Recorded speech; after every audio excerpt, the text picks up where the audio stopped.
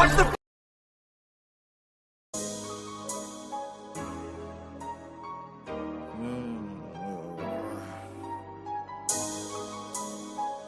Plantation,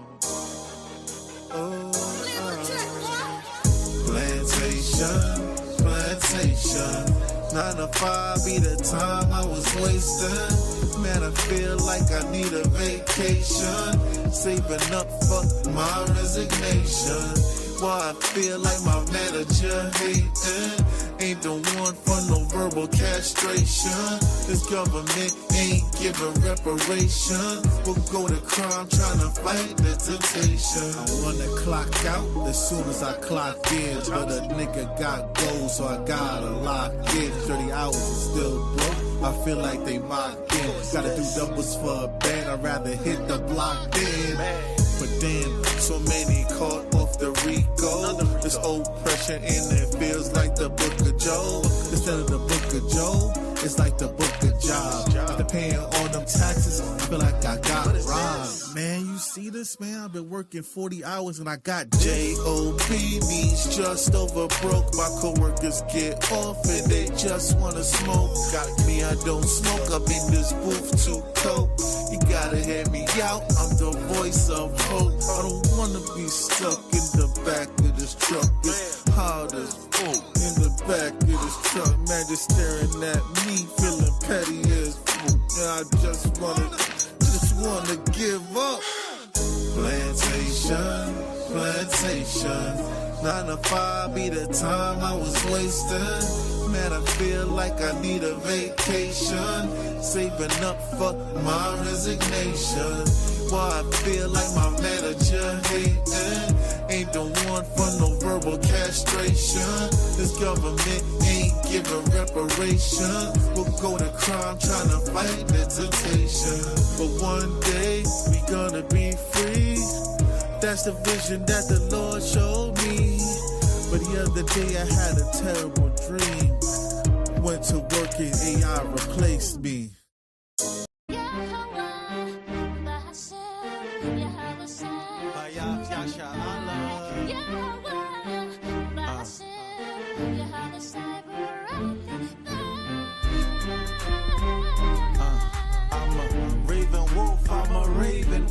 I'm a raven.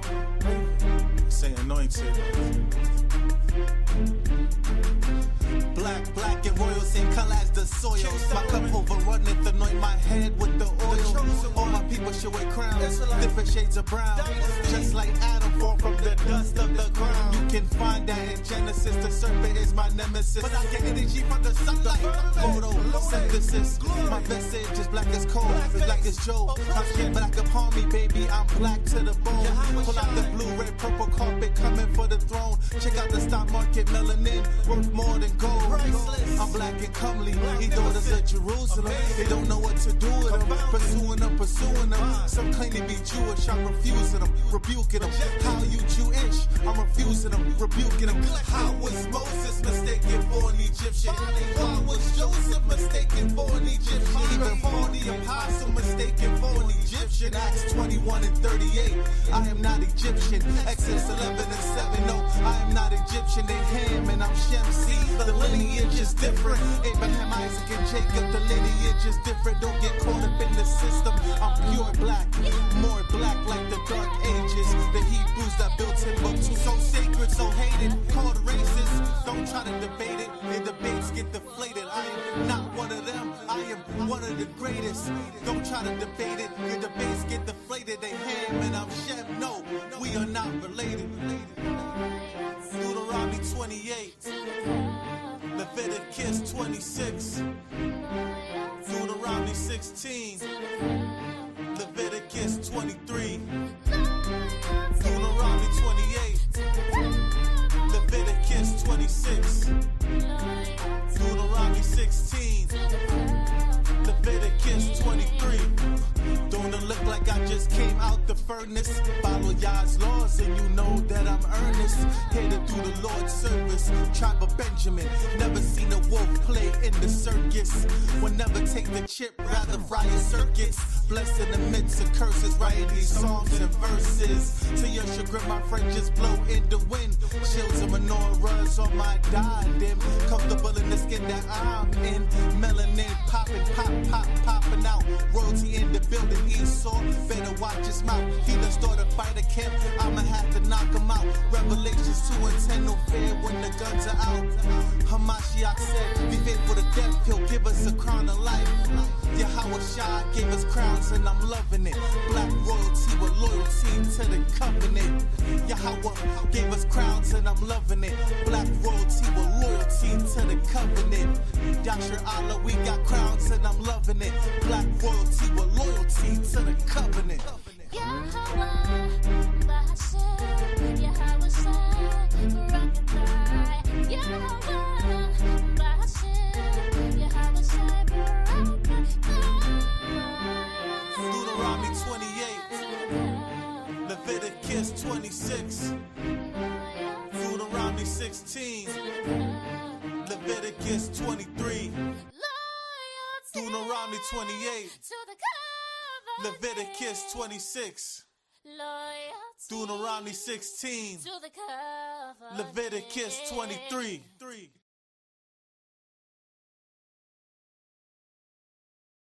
Shalom, shalom. Yabashim Yashar Barakatah. Kum Yashala. We in the buildings, HOIDC DMV. Got my reader in the house. Introduce yourself out. Khan, Brother Hashar, HRINC. Shalom. God, shalom. All right, without further ado, we're going to get into it. All right. First and foremost, I'm going to give all praises to Yahweh by Shem Mashiach Yahweh Shai. All right. So we're here once again, another year. Thanksgiving is upon us and our families. And we got a good lesson prepared for you. I'm not trying to toot my own horn, but this lesson is about our brothers and sisters of the Northern Kingdom, right? The people who suffered greatly in this country, who were killed, maimed, raped, destroyed. And a lot of people like to take this day and they like to give thanks.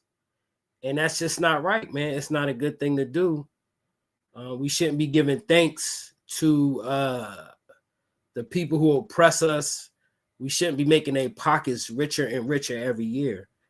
So this lesson is dedicated to them. Once again, I don't know if I gave my name, but I'm Brother Karathas Agabar. In the HOI DMV camp. I know y'all see my brother up here all the time. Y'all what's up? But today is my turn. It's my lesson. So we kind of going to get straight into it because I got a lot of slides, a few videos. Hopefully I can edify some of y'all. Y'all learn something today. Yeah, so let's get started. Can you grab that first slide, Ak? Just bring that up.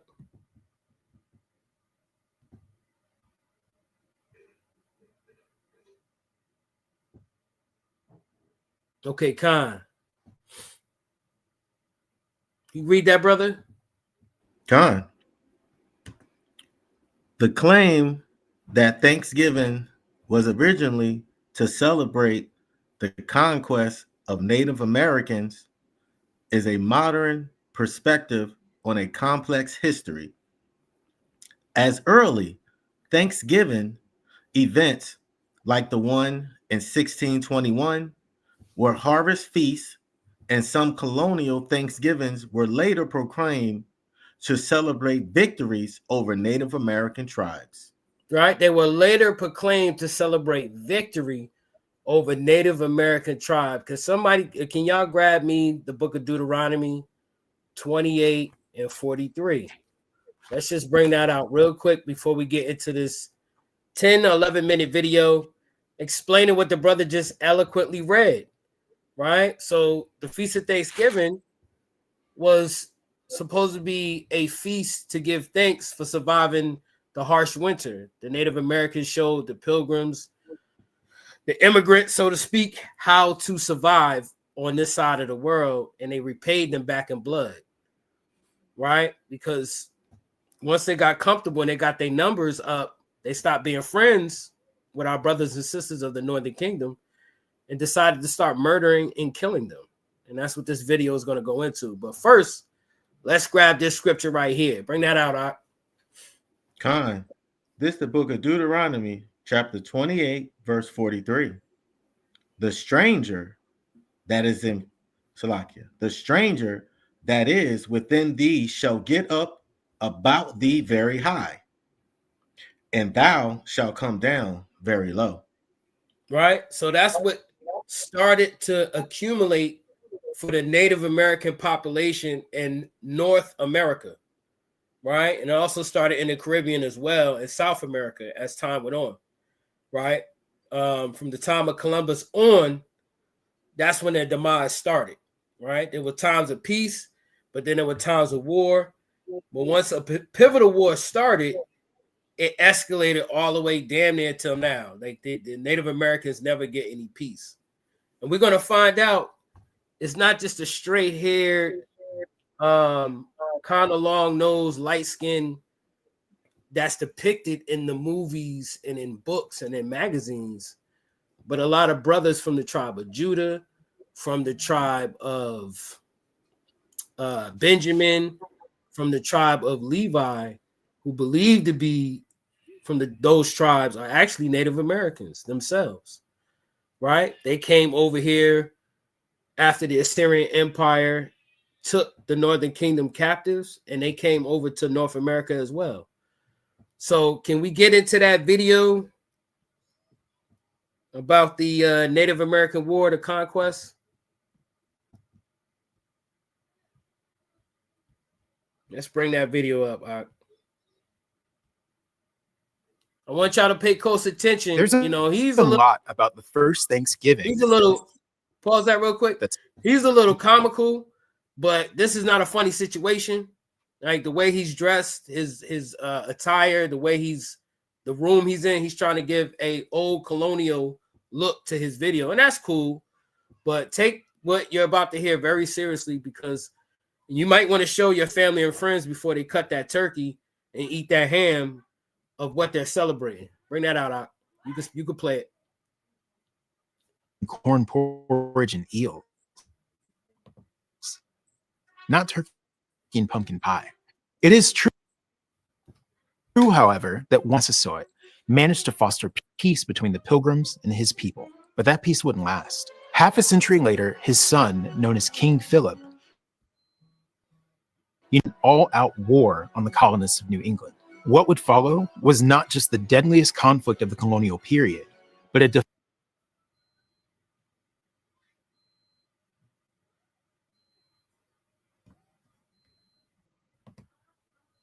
Okay, is the issue with the video? Guess we got an issue with the video. YouTube be playing games. Right? YouTube be playing too many games, but so who violated the spirit of the original Thanksgiving Treaty first?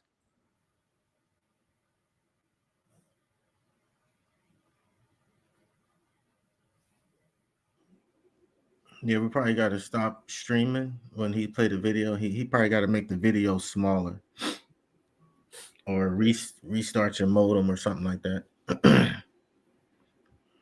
Okay, Con. While we wait for that, all right, let's get into some scripture, because I don't even know if the video is actually going to play. It doesn't seem like it's going to play at all. Can you bring up Israelites in pre-Columbus America? Hard one, I know. The second generation of English colonists was no longer content to or trade for survival. Their population was absolutely exploding. They wanted land, lots of it, and they were developing an entire legal framework to legitimize straight up taking it. Until this point, Chief Massasoit had a very diplomatic relationship with the colonists. But as the decades wore on, the English continuously tested the boundaries of treaties, eventually breaking them outright. This is where Chief Massasoit's son, King Philip, comes into the picture. His Wampanoag name was Metacom. but his father encouraged 2 of his sons to adopt English names as a sign of respect for English customs. Thus he became Philip. Massasoit died in 1661 when Metacom was about 23 years old. His older son, Wamsutta, known to the English as Alexander, became chief of the Wampanoag. But here's where things get really sketchy. After being summoned to Plymouth, Alexander died mysteriously. Many Wampanoag suspected poisoning. Previously harmonious relations were growing chillier by the day. When Philip became chief after his brother died, he initially continued his father's diplomatic approach, and the colonists kept pushing his buttons. By the 1670s, colonist livestock were destroying Wampanoag crops. They were claiming land through dubious purchases, and Plymouth courts were asserting jurisdiction over indigenous affairs. Basically, they were acting like they owned the place. In 1667, Plymouth established yet another settlement on indigenous land. Rather than fight, Philip negotiated and accepted payment for the land, but he was quietly reaching a breaking point. He used the money from the sale to buy weapons, preparing for what might come. As if things weren't already tense enough, in 1675, a colonial court condemned 3 Wampanoag men to death and executed them. Their alleged crime? Murdering an indigenous Christian convert who had been spying on King Philip for the colonists. This incident highlighted a growing fracture at the time. Some indigenous were converting to Christianity and spending a lot of time around the colonists, and they weren't always loyal to their original communities. Remember that. It'll be important later. For the Wampanoag, the execution of 3 of their own was the final straw. The Wampanoag had their own law and order systems, their own way of punishing transgressions. The colonists really thought they could just kidnap their people and put them to death. Pause that right there. Philip hit his limit. He believed that coexistence. So when a white man tells you that they were savages, you can't be a savage. You can't have a civilization without laws. Okay, so that's proof right there. The Native Americans, they did have a code of conduct. They did have laws, and later on in this lesson, you will learn that those laws were based on the Bible. They conducted themselves based on the laws, statutes, and commandments, right? That they knew that they took with them when they were coming on this side of the world, which the Bible calls asterisks. All right, so they had those coded laws. All right, you can continue. Resistance was no longer possible. The total subjugation of indigenous people was inevitable unless they fought back. Of course, this war was preventable. Even the English Parliament warned the colonists that they wouldn't support a war and cautioned them to practice restraint. It just seemed like an unnecessary hassle. But in an early sign of things to come, the colonists chose to operate, shall we say, independently of Great Britain. They felt they could handle this little rebellion on their own. How hard could it be? We've helped thousands of veterans get jobs in tech making $10K or more a month without spending 4 years in college. Philip understood the importance of building alliances across tribal lines, something that had never been done at this scale against colonial aggressors. His coalition eventually brought together the Wampanoag, Nipmuc, Podunk, Narragansett, Nashaway, and Wabanaki tribes, forging an alliance that stretched across all of New England. In June of 1675, Wampanoag warriors attacked their first settlement, marking the official start of what would become known as King Philip's War. By winter, the colonists lived in genuine terror. Philip's forces had attacked over a dozen colonial settlements across New England. In March 1676, they burned Providence, Rhode Island to the ground. What scared the colonists most was the military sophistication of Philip's forces. Indigenous war. Con, let me get a scripture. 1 Chronicles 12:8. 1 Chronicles chapter 12 and verse 8. Con. Right? Because Gad was a warrior, man. The northern tribe were known for war. They were warriors, man. They didn't play around, man. They knew this devil was a devil, man. They knew in Sirach 12:10 that this man is not to be trusted. Even though they treated him well, even though they treated him nicely and they signed their little treaties with him, but they knew he wasn't to be trusted. That's why they were spying on him. Bring that out. Con, just the book of 1 Chronicles chapter 12, verse 8. And of the Gadites, there separated themselves unto David into the hold to the wilderness, men of might and men of war, fit for the battle, that Fit they for the could what? handle. Fit Fit for the for what? the battle. They Fit were fit for the for the battle, battle. as you're gonna see, Salaki, as you're gonna see in this video. Go ahead. Fit for the battle, that could handle shield and buckler, whose faces were like the faces of lions, and were as swift as the roes upon the mountains. Stop right there. Let's go to Deuteronomy 33 and 20. This is the book of Deuteronomy, chapter 33, verse 20. Yeah, verse 20. This is the book of Deuteronomy, chapter 33, verse 20. And of Gad, he said, blessed be he that enlargeth Gad. He dwelleth as a lion, and He teareth dwelleth the as a what? arm. He And dwelleth as a what? he developed as a lion. So real quick, how does a lion move? It hunts its prey. It stalks its prey, right? It even smells out its feces and all that stuff. If a lion wants you, man, he's going to get you, right? That's a pure apex predator, right? And look what this lion does. Go ahead. And teareth the arm with the crown of the head. What does that sound like to you? He teareth the arm with the crown of the head. Native Americans, Gadites, right, are known for scalping people, right? And that's what Native Americans are known for. They would scalp. They would scalp their enemies. That's right. Could somebody bring that up? I think that I have that in there, but if you could bring it up on Google, let's find out if the Native Americans were known for scalping.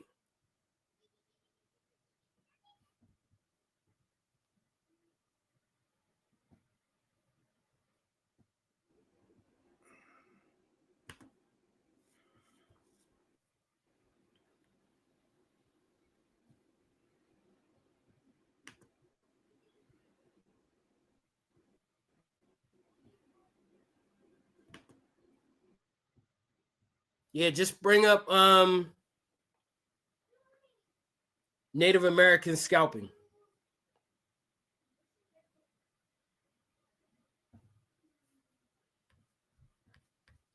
Can you make that bigger?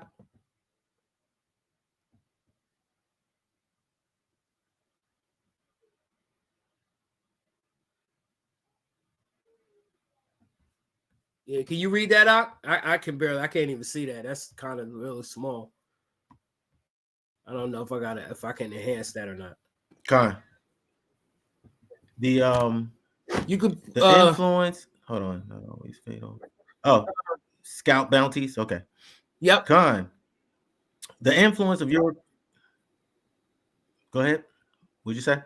I didn't say anything, King. Oh, okay. Scout bounties. Colonial powers, including the Dutch, English, French, and later the American and Mexican governments, institute official policies of offering cash bounties for enemy Native American scalps. This effectively turned scalps into a commonly encouraging the practice among both Native allies and colonists. Right now, I wanted something just with the natives. Okay, hold on. There we go, right there. There we go.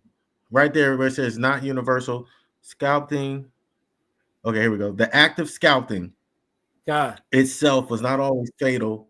Some individuals survived the ordeal as the process only involved severing the scalp from the skull along the areolar connective tissue.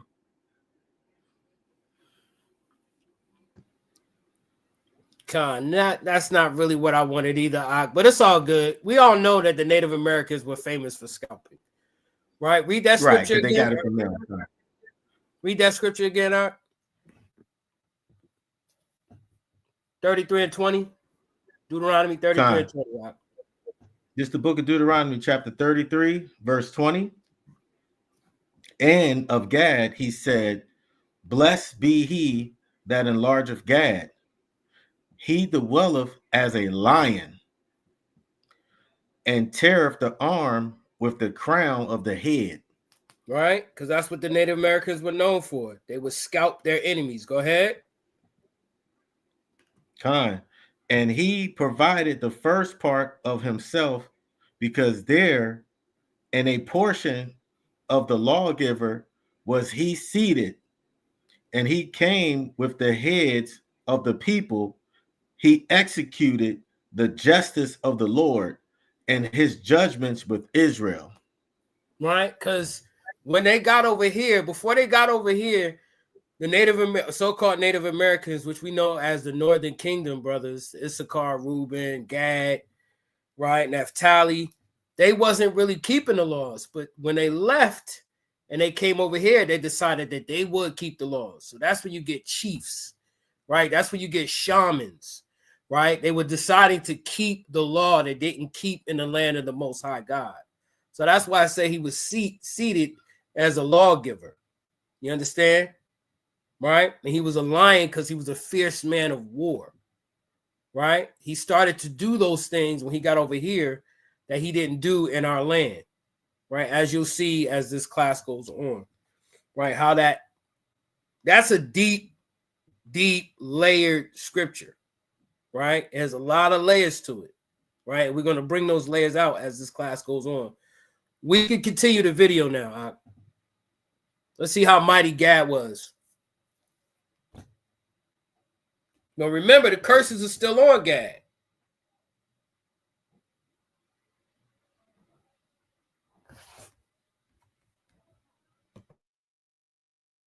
Warriors used guerrilla tactics that the English, trained in European-style warfare, were completely unprepared for. Indigenous warriors were superior marksmen who had grown up hunting with precision weapons like bows and arrows, spears, tomahawks, and war clubs. English militia training focused on firing large volleys indiscriminately, not hitting precise targets. So while the colonists were the ones who brought guns to the New World, King Philip's forces were already way better at using them. Indigenous forces would appear, strike, then vanish across rivers after destroying bridges behind them, leaving the colonists stranded while the indigenous taunted them from the far shore. As one indigenous warrior mocked the English, they always keep in a heap together, so it is as easy to hit them as to hit a house. The Battle of Bloody Brook perfectly demonstrated both indigenous tactical brilliance and English overconfidence. As the story goes, during the battle, a bunch of colonists were traipsing through the forest when they stopped, set down their weapons, and started picking grapes. I literally cannot make this up. They were ambushed and slaughtered by about 700 indigenous warriors lying in wait. King Philip's War was the deadliest conflict of the colonial period in terms of the percent of populations that were killed. Casualty rates of this magnitude wouldn't be seen again until the American Civil War. And for a good chunk of it, the colonists were suffering most of the casualties. If they wanted to stay alive and stay in New England, the colonists needed to get it together. No more missing every shot, no more huddling together out in the open, and no more stopping for sweet treats. And if Philip was going to coordinate between tribes, they needed to coordinate between colonies too. The winter of 1675 marked the turning point. English forces from Massachusetts and Connecticut finally got on the same page and attacked an indigenous fort. The fighters were elsewhere, and the colonists killed a bunch of women, children, elderly, and wounded people. But what was clearly an atrocity even by the standards of the day gave the English momentum to keep fighting. They also evolved. Remember the indigenous Christian converts from earlier? Well, the English did, and they asked for their help. Colonial commanders began fielding mixed units that combined colonial soldiers with indigenous allies who understood the terrain and guerrilla tactics. The results were dramatic. As one Puritan minister put it, where Indians are employed, there hath been the greatest success, if not the only success. By summer 1676, Philip's forces were exhausted and scattered. Then came personal tragedy. Philip's uncle was killed, and his wife and their young son captured and sold into slavery. Philip's own bravery and resolve had been the backbone of this struggle. The loss was devastating not just for him, but for the cause. A mixed colonial army tracked Philip to Mount Hope, his ancestral stronghold, the hill from which his father Massasoit had reigned when he welcomed the Pilgrims would now be the place where Philip made his last stand. At dawn on August 12, 1676, the colonists attacked the camp. Philip grabbed his gun and rolled down the hillside into the swamp, where 2 colonists waited. An Englishman whose gun misfired, no comment, and an indigenous Christian convert who shot 2 bullets through Philip's heart. King Philip's death marked the end of the war, but also the end of any pretense of coexistence. Gone were the days of Massasoit's cooperative trading posts and shared meals. In their place were mutual suspicion and unilateral domination. Philip's body was quartered. His head was cut off and mounted on a pike in Plymouth, where it remained for over 20 years as a trophy and brutal warning to indigenous people not to rebel against the colonial status quo. The war's end sparked widespread violence against indigenous people across New England. Colonists launched unprompted attacks on indigenous villages, using King Philip's War as a justification for preemptive strikes. What had once been a war now became a genocide. As a result of this sustained violence, indigenous political and military power were nearly extinguished. Of the roughly 18,000 indigenous people living in New England before the conflict, approximately 40% were killed, enslaved, or forced to flee. Several tribes, including the Wampanoag, were almost entirely wiped out. And the colonists weren't just in genocide. Through it, they were. Come on, man. So he bringing out something heavy, man. You know, we was getting at him. Gad was getting at him, man. Winning wars, winning battles, breaking down strongholds, defeating them left and right. But once they got us against the ropes and they killed the king, the Wampanoag king, that's when it was no holds barred, man. It was literally no holds barred. They was killing them from then on. It was like a thing to do in America is to kill a Native American. And that's where that started from. That's why I'm showing y'all this video, because that's where that practice cultivated from. You understand? So real quick, let me get Deuteronomy. What do I want? 28 and 65. 65 and 66. Salakia. Deuteronomy chapter 28, verse 65 and 66. Khan. This is the book of Deuteronomy, chapter 28, verse 65 through 66. And among these nations shall thy find no ease, neither shall the sole of thy foot have rest. But the Lord shall give thee there a trembling heart, and failing of eyes, and sorrow of mind. Right? Because they were always on the run, always on the move. Right? These tribes really couldn't put a coalition back together to really defeat this devil, man. You had scrimmages here and there where Native Americans would win, but the majority of the victories from now on, you know what I'm saying, went towards the so-called devil, the so-called white man. You know what I mean? Like the brother eloquently read at the beginning of the lesson, the Thanksgiving started out supposedly as a celebration of them surviving the winter. But then it became a celebration of them killing and destroying, maiming, raping, stealing, winning battles, stronghold after stronghold for hundreds and hundreds of years, man. That's right. Keep going. Continue with 66. Khan, verse 66. And thy life shall hang in doubt before thee, and thou shalt fear day and night, and shall have none assurance of thy life. Right? Because they would burn us while we would sleep. Right?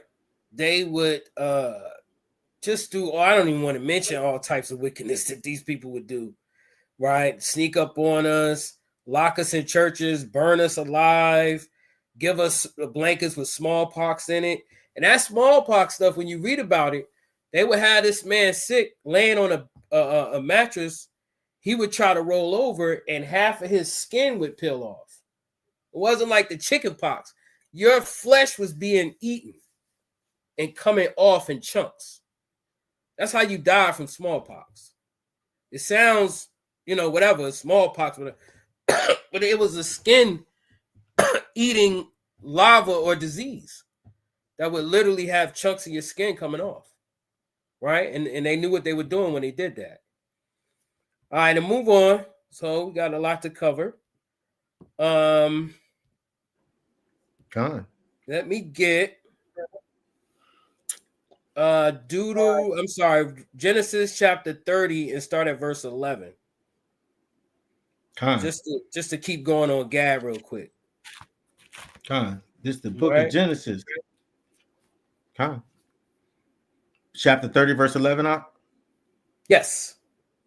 Con. This is the book of Genesis, chapter 30, verse 11. And Leah said, a troop cometh. What? A troop cometh. A troop cometh. Go ahead. And she called his name Gad. A troop cometh, and she called his name Gad. Right? Because Gad was a troop, man. He was a warrior. He was a fighter. You know what I'm saying? He was a loyal son of Israel. Let me get Genesis 49, and I believe it's verse 19. Can't find 49 and 19. Yeah. Start at 18. Okay.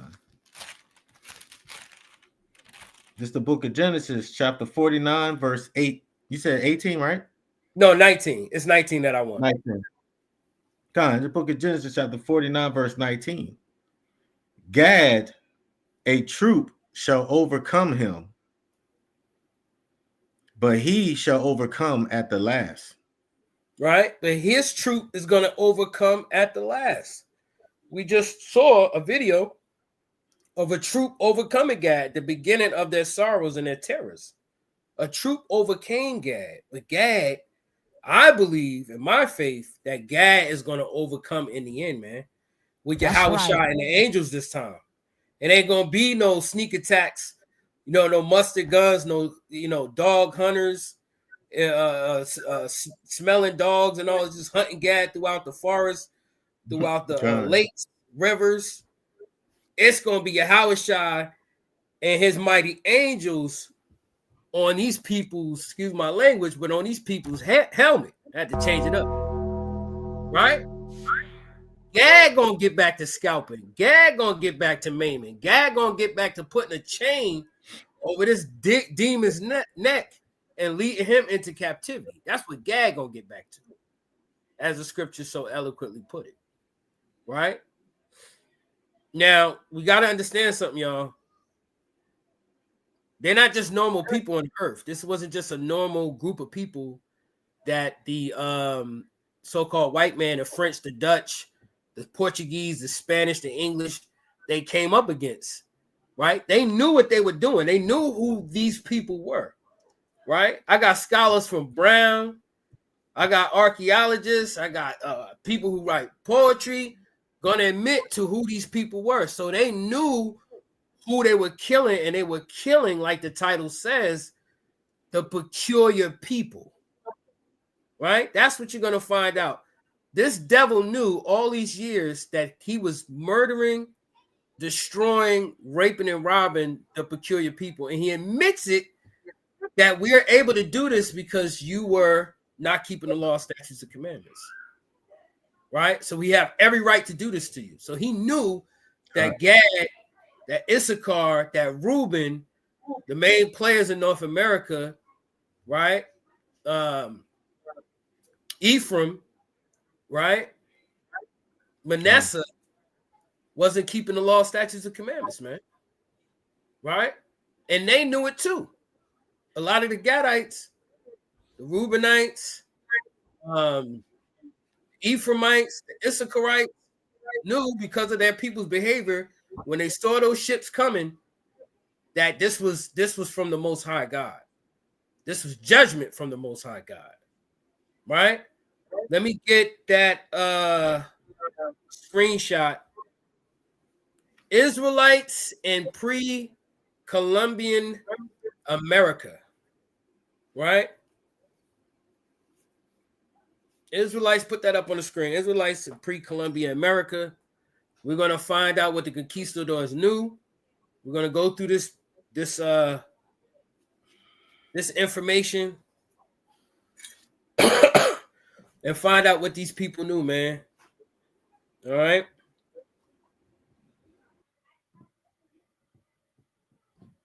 Because there's no secret. That's not what I want. That's Thanksgiving. I want Israelites and it's a blue image. Israelites and pre-Columbian America. I'll send it to you. Keep going. Yeah, that's what I want. In the early 1600th century. Read that out.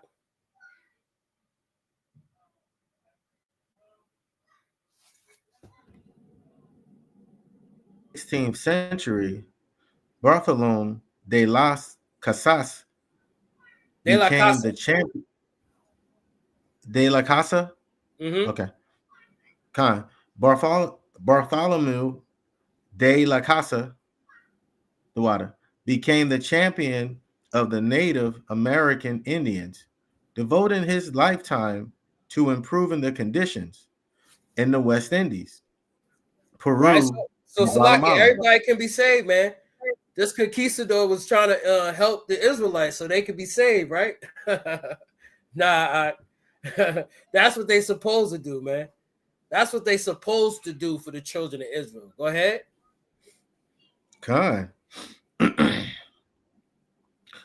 La Casa wrote, "These Indians can bring near the redemption if we treat them humanely in this world and convert them to Christianity." And real quick, fair use. This is not my material, right? I got this from the brothers at Rum Gabar.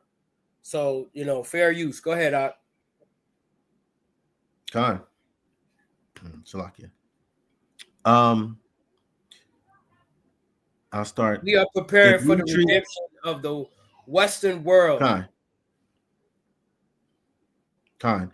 We are preparing for the redemption of the Western world in the Messianic era. And that Messianic era is apt indeed. Real quick, King, if you don't know what Messianic, because that word is going to come up, right? It's basically believing in the law, statutes, and commandments, keeping the law of God. That's what Messianic means. Go ahead. Khan. Their conversion is apt indeed, as I am convinced the Indians originate in ancient Israel. Indeed, I can bring proofs from the Bible that they are of the lost tribes. Khan. The association of the Indians with the lost tribes was heard again and again.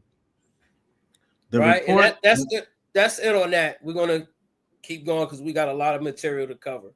So this conquistador de la Casa knew that we had to treat these people fairly, and he knew that they were indeed the lost tribes, right? They were the lost tribes, right? Based on their own ammunition, on their own accounts, on their own stories that they passed down from generations to generations, which we're going to see, and by the conquistadors. That's admitted by that conquistador. Let's go to the next slide, Art.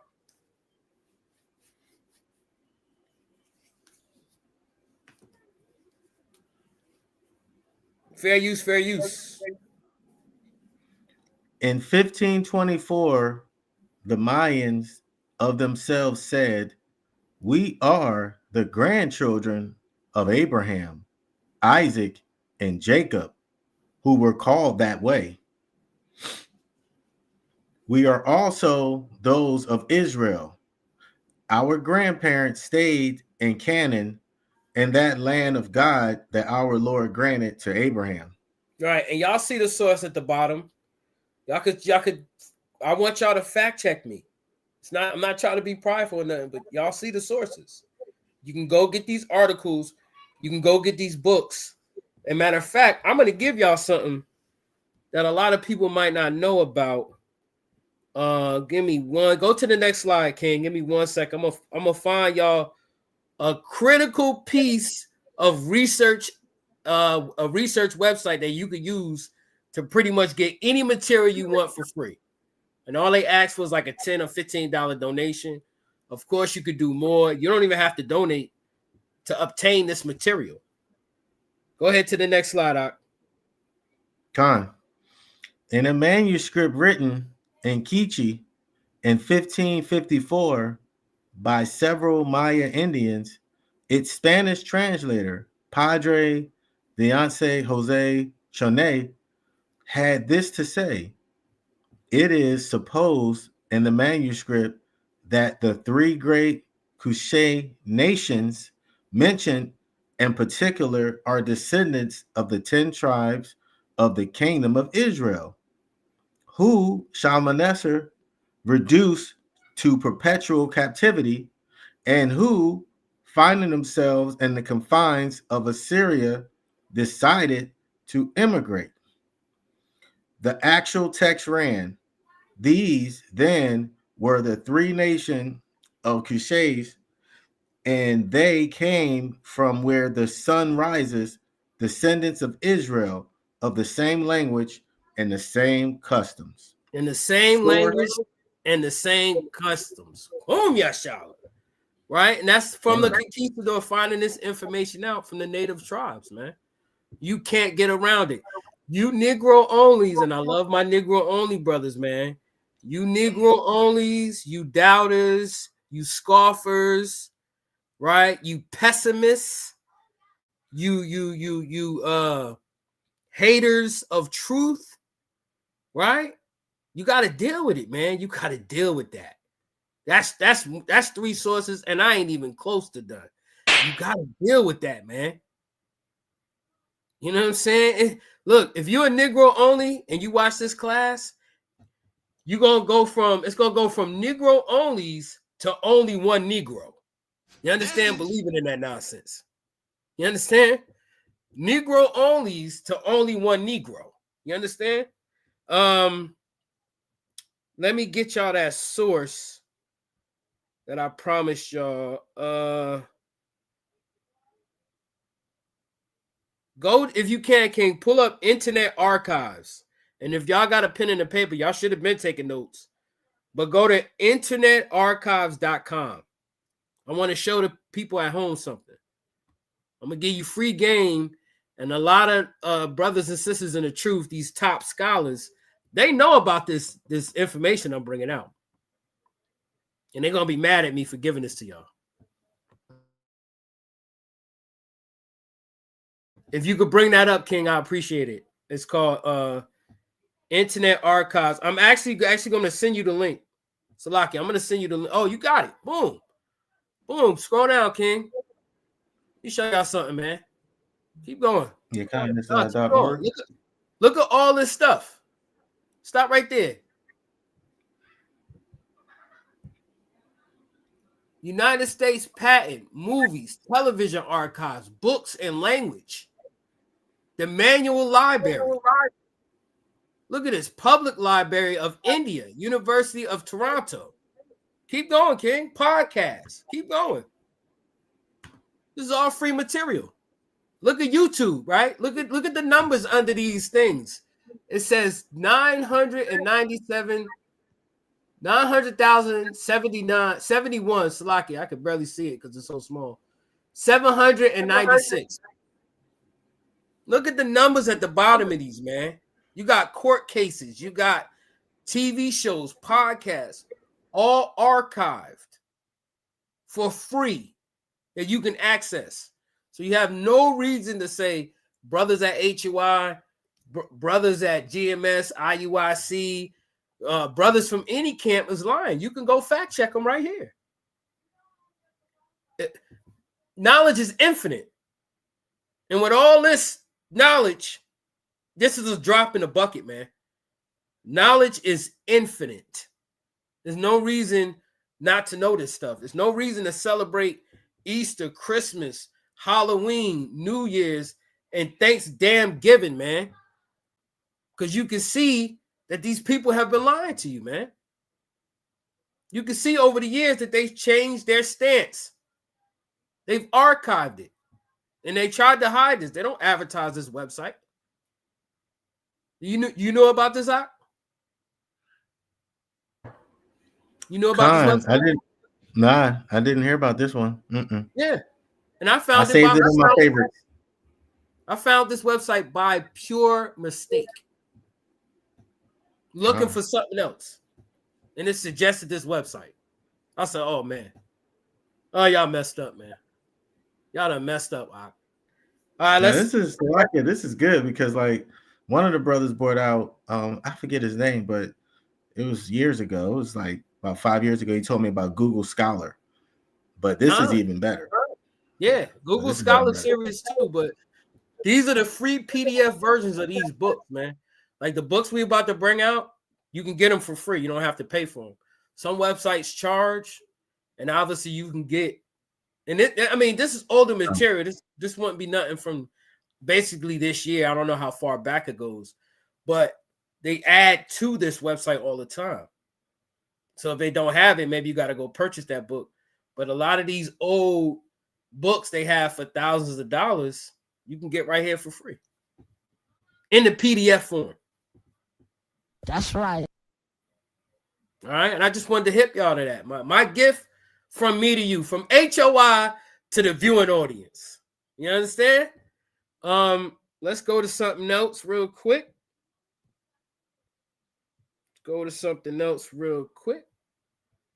Right. So we covered who the Israelites are, but I don't think we did a real good substantial job in tripling, down that these Native Americans are the real Israelites. You understand what I'm saying?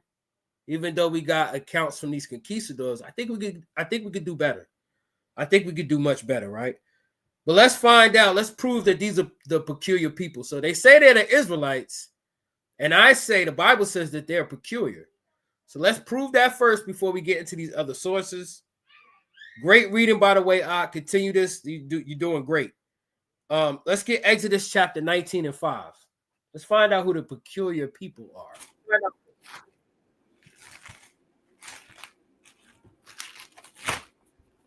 It's the book of Exodus, chapter 19, verse 5. Yes, sir. Con. And thou shalt take the garments and put upon Aaron the coat. No, you and had the robe. Exodus 19. Oh, my bad. Salaki. No problem, King. Take your time. 19 and 5. verse 5. Yes, sir. Con. This is the book of Exodus, chapter 19, verse 5. Now, therefore, if ye will obey my voice indeed and keep my covenant, then ye shall be peculiar. Then ye shall be a peculiar treasure unto me above all people, for all the earth is mine. For all the earth is mine. Give me 1 Peter 2 and 9. I'm gonna read 1 Peter 2 and 9, and then we're gonna get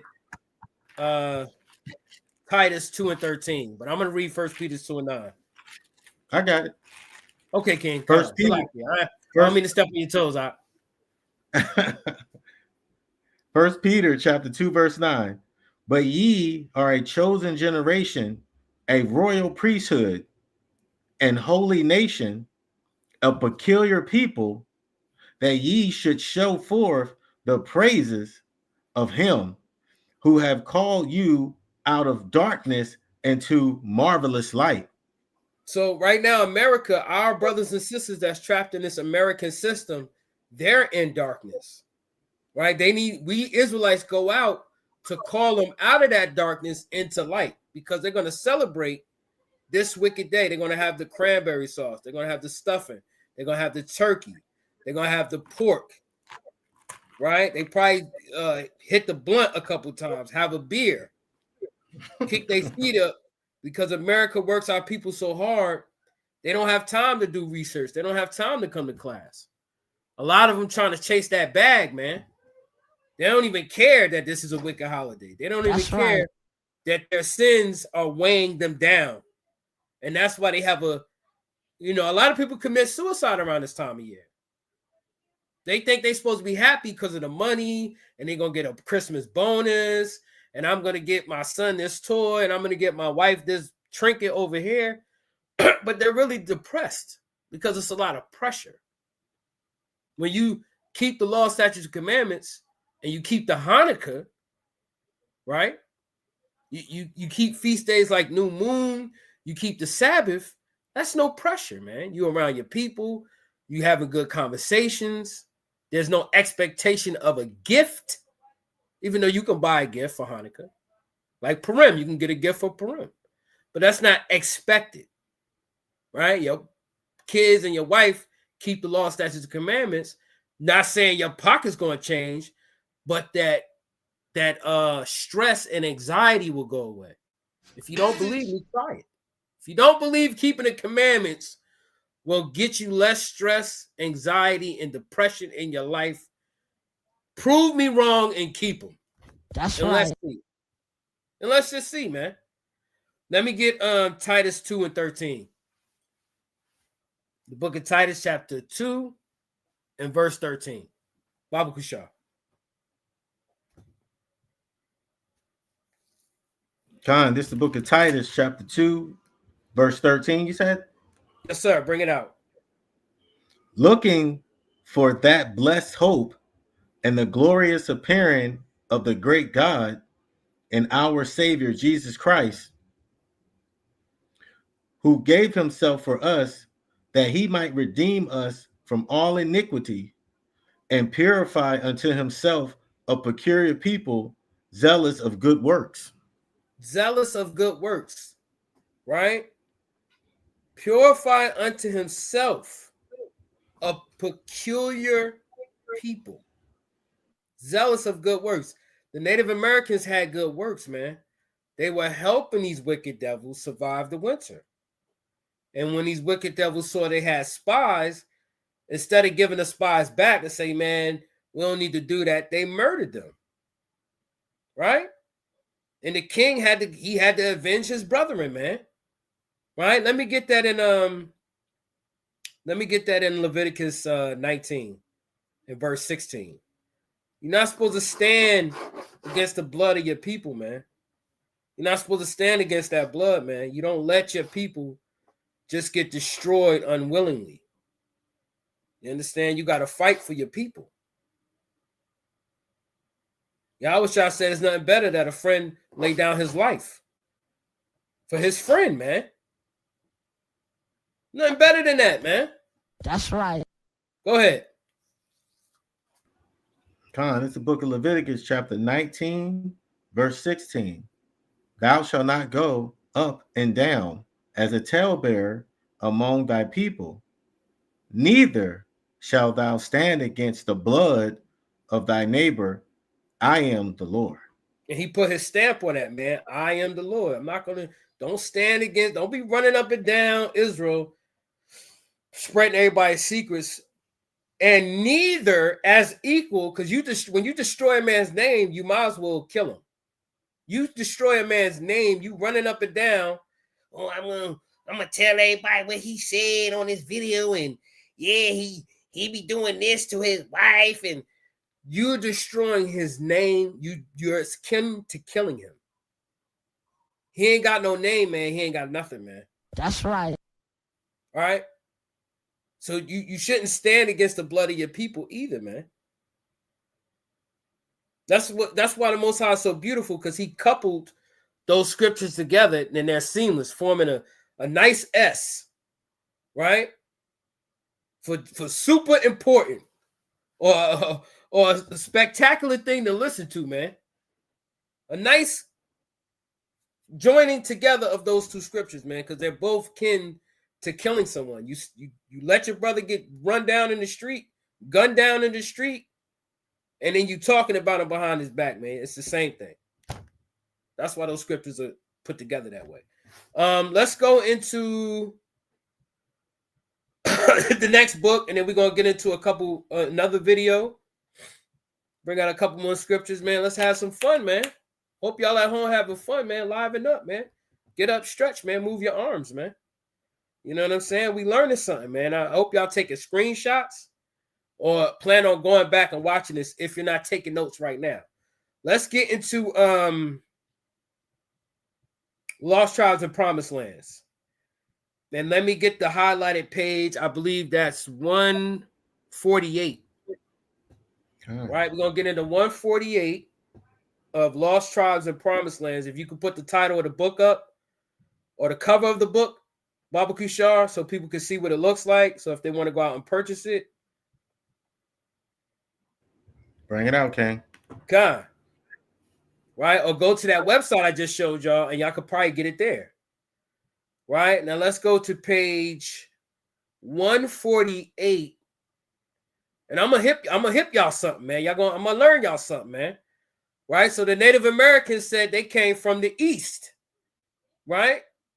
They had an oral tradition that they passed down that they weren't native to this land, that they came from somewhere over a great river, right? That great river being the Atlantic.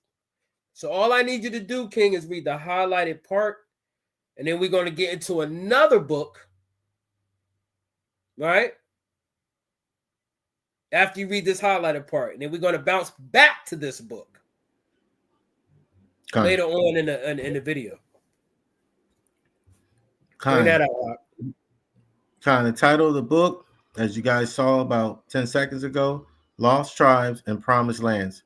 They want to show the book again so you guys can see the author. Okay, this is page 130. Salakia, this is page 148 in the book called Lost Tribes and Promised Lands. Page 148. Long ago, in our sacred writings, our ancestors informed us that neither I nor any of other inhabitants of this land are indigenous to it, but are foreigners, come here from a completely different place, and that our race was brought here by a lord whose vassals they all were, who then returned to his native country.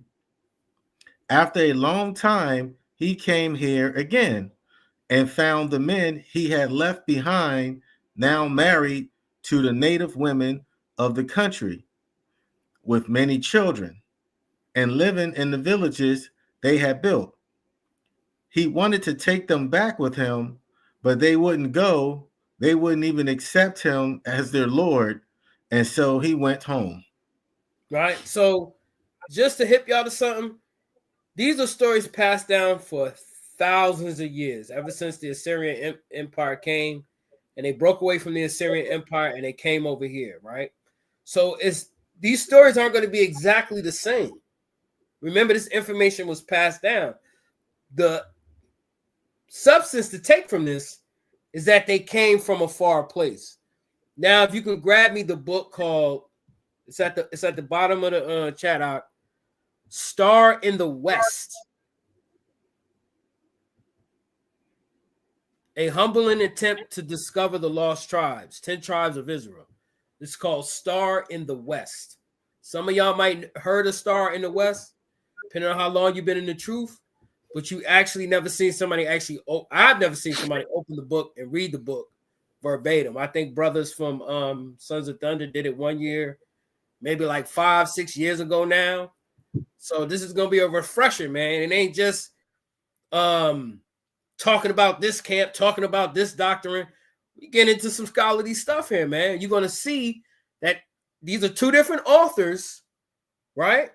Or two different accounts of two different books expressing the same type of information. It's not said the same because, like I said, over time, information gets kind of tossed around, right? So you got to use your spiritual eye, Israel, and see that this native man saying his people came from a far distance. And in this book, Star of the West, we're going to learn the same thing. So go to the next page. I think that's page 110. We're just reading the highlighted part. You don't have to read the unhighlighted part. We're just going to get to the point, and then we're going to move on. Continuing to prove that the Native Americans of North America, the Caribbean, the South America, and Canada are the original Israelites. Not everybody who's over here who was native is an original Israelite, and we can get into that.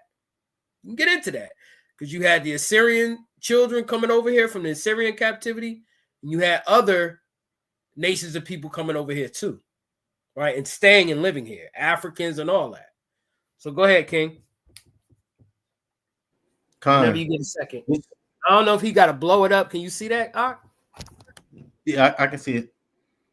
Yeah, our southern, I think that says Southern Indians. Yes. That's also okay. Traditions amongst them. Go ahead. Con.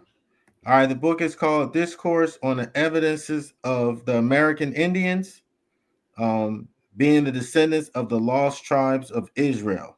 Right, but the title is Star in the West. Oh, okay. Yeah, that's just like the subtitle, but it's called Star in the West. Con. Oh, all right, there we go. And it's written in 1816. These books I'm bringing out are old. We about to bring out a book from the 1770s. Right? From the 1770s. We're going to, hopefully it's going to cement in your brain once that book comes out that these natives are literally God's chosen people. Go ahead, Con. This is page 110 in the book called A Star in the West. Our Southern Indians have also a tradition among them which they firmly believe, that of old time their ancestors lived beyond a great river. Live beyond what?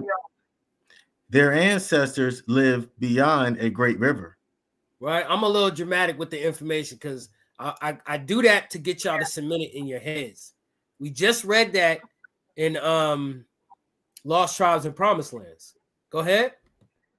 John, that 9 parts of their nation out of 10 passed over the river, but the remainder refused and stayed behind.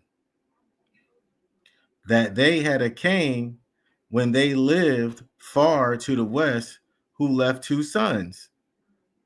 That one of them, with a member of his people, traveled a great way for many years till they came to Delaware River and settled there.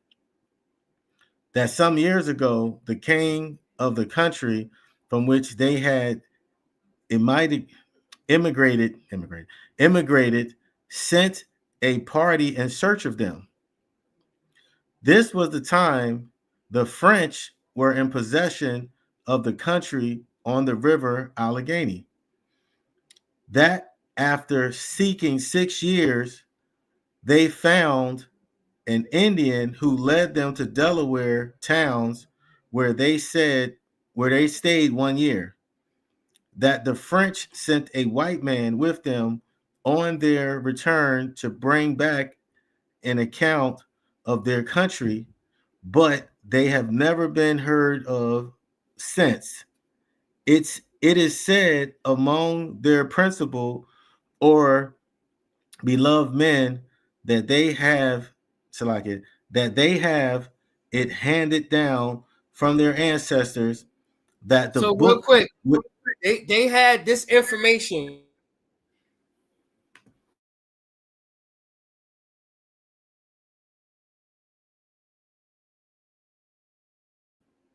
You muted. Say that again. We last heard. I said the key point is it is said amongst their principal or beloved men, so they're top men, they're scholars, they're warriors, they're soldiers, they're top men, that they have had it handed down from their ancestors. So they had this information that's about to come out handed down from their ancestors. Keep going. They didn't have a Bible. Keep going. Fine. From the book which the white people have was once theirs. It was once theirs. Yeah, it was once theirs. That's talking about the scriptures. Fine. That the book that these white people came off the boat with was once theirs. Because they were living like these people. Right? Now, I could go into more information about this book, but I want to encourage y'all to get this book and read it for yourself. It's a great read. Take your time. Parse it out through the scriptures. Star in the West. Let's move on. We're going to go back to Lost Tribes and Promised Lands.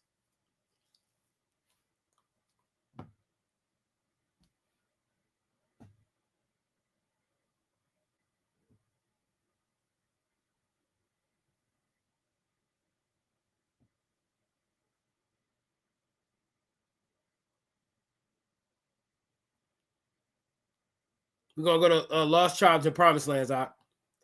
Salakia, real quick, go to page.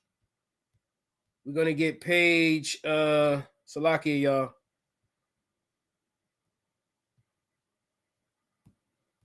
We're gonna just kind of get to the point.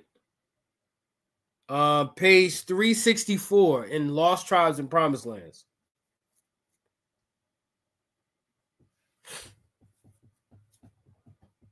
.364 in Lost Tribes and Promised Lands.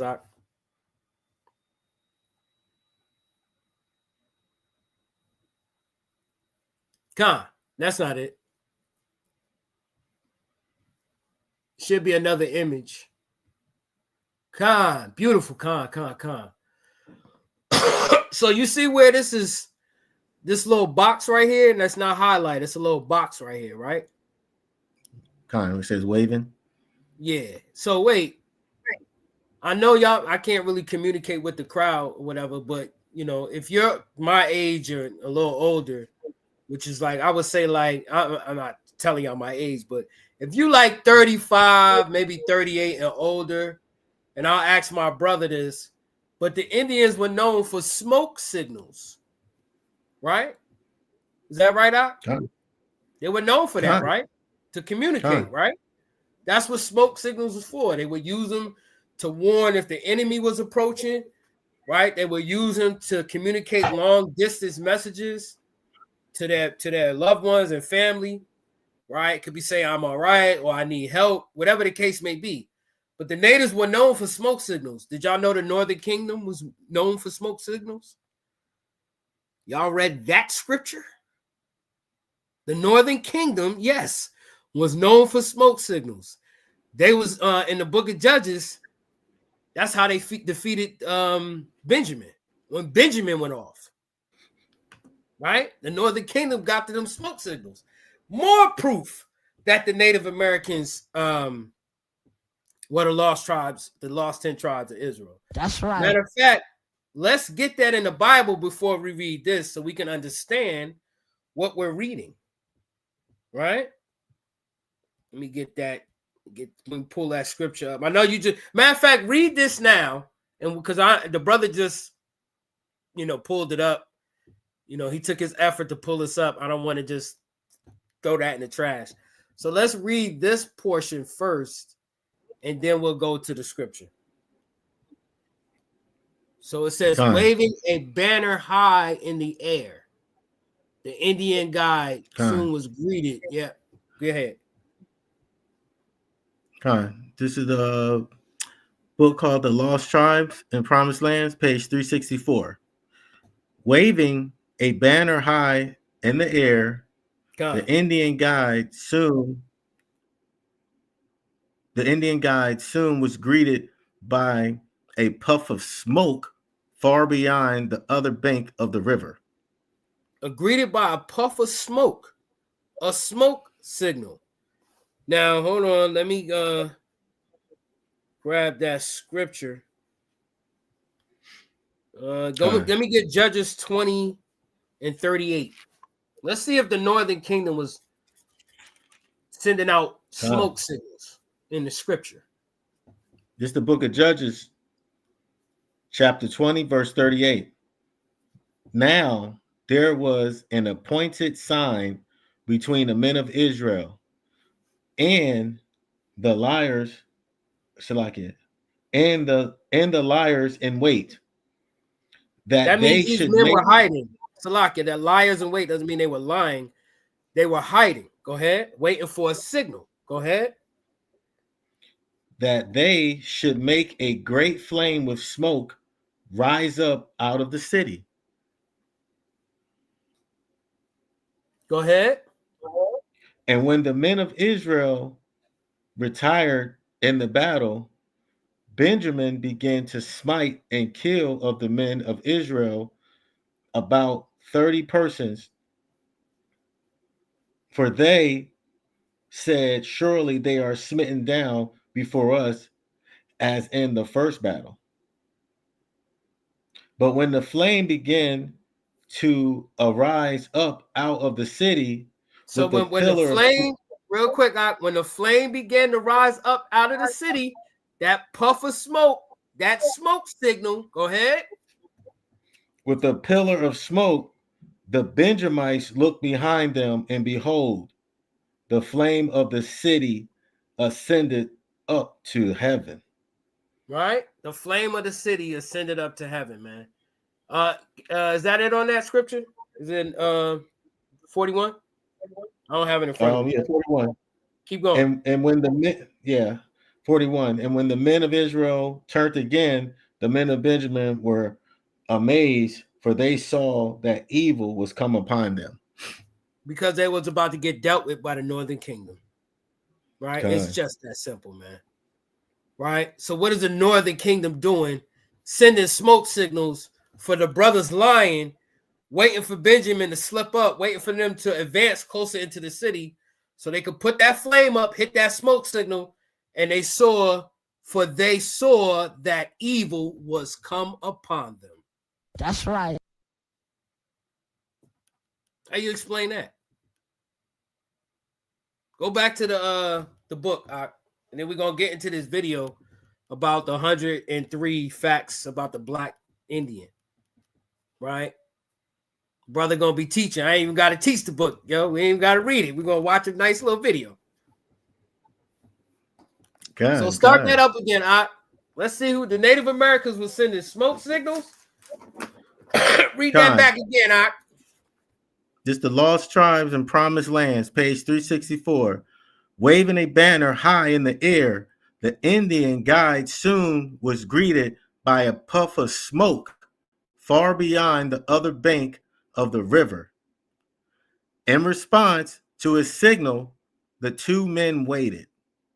Eventually, a canoe appeared bearing three men and a woman, all of them Indians, to the place where Francisco and Montezunos were standing at the water's edge. The woman got off and spoke to Francisco in an Indian tongue that Montezino could not understand. Although he could perceive that he was being identified in the conversation, she then turned to her male companion to explain the situation. Upon hearing her words, they rose, went over to Montezino, and to his utter astonishment said, Shema Yashara Adom. Yep. Yeah, that's the Yiddish king. I don't even read that part of this book because I don't like to read the Yiddish. But get this is the creed of Israel. Huh? You want me to read the English part? Hear, O Israel, the Lord our God. Yeah, we was gonna get that in the scriptures, but that's fine. You can read the English part. That's Yiddish. Okay. The author doesn't know the Paleo Hebrew, and he ain't trying to figure that out. So that's what he just wrote there. But that's not what they said. They, you know the prayer, King. Good.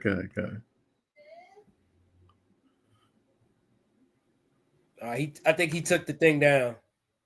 We still need it back up. God.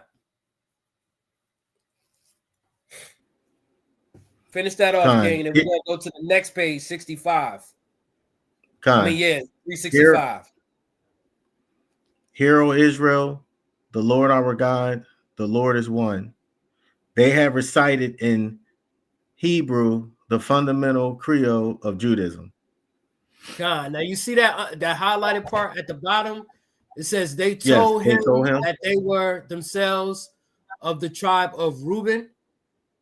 It's kind of cut off, and that the tribe of Joseph lived on an island nearby. Right? You want me to read that? No, that's all I needed. I just read it real quick. Go to the next page. Okay. Go to the next page, King. 65. Just this first 3 lines in this top part, and then we're gonna bring up Psalms 2 and 8 and Revelations 2 and 26. I hope I'm not going too fast, but if I am, so be it. You can pause it, you can screenshot, you can rewind it, you can watch this whole thing again. So I apologize if I'm going too fast. But damn it, I got the spirit. We cooking. We cooking. Let's go, King. And what was that? Revelations what?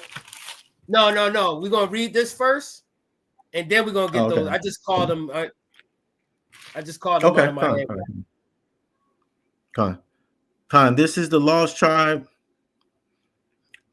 discovered. A lost tribe discovered in New York, page 365.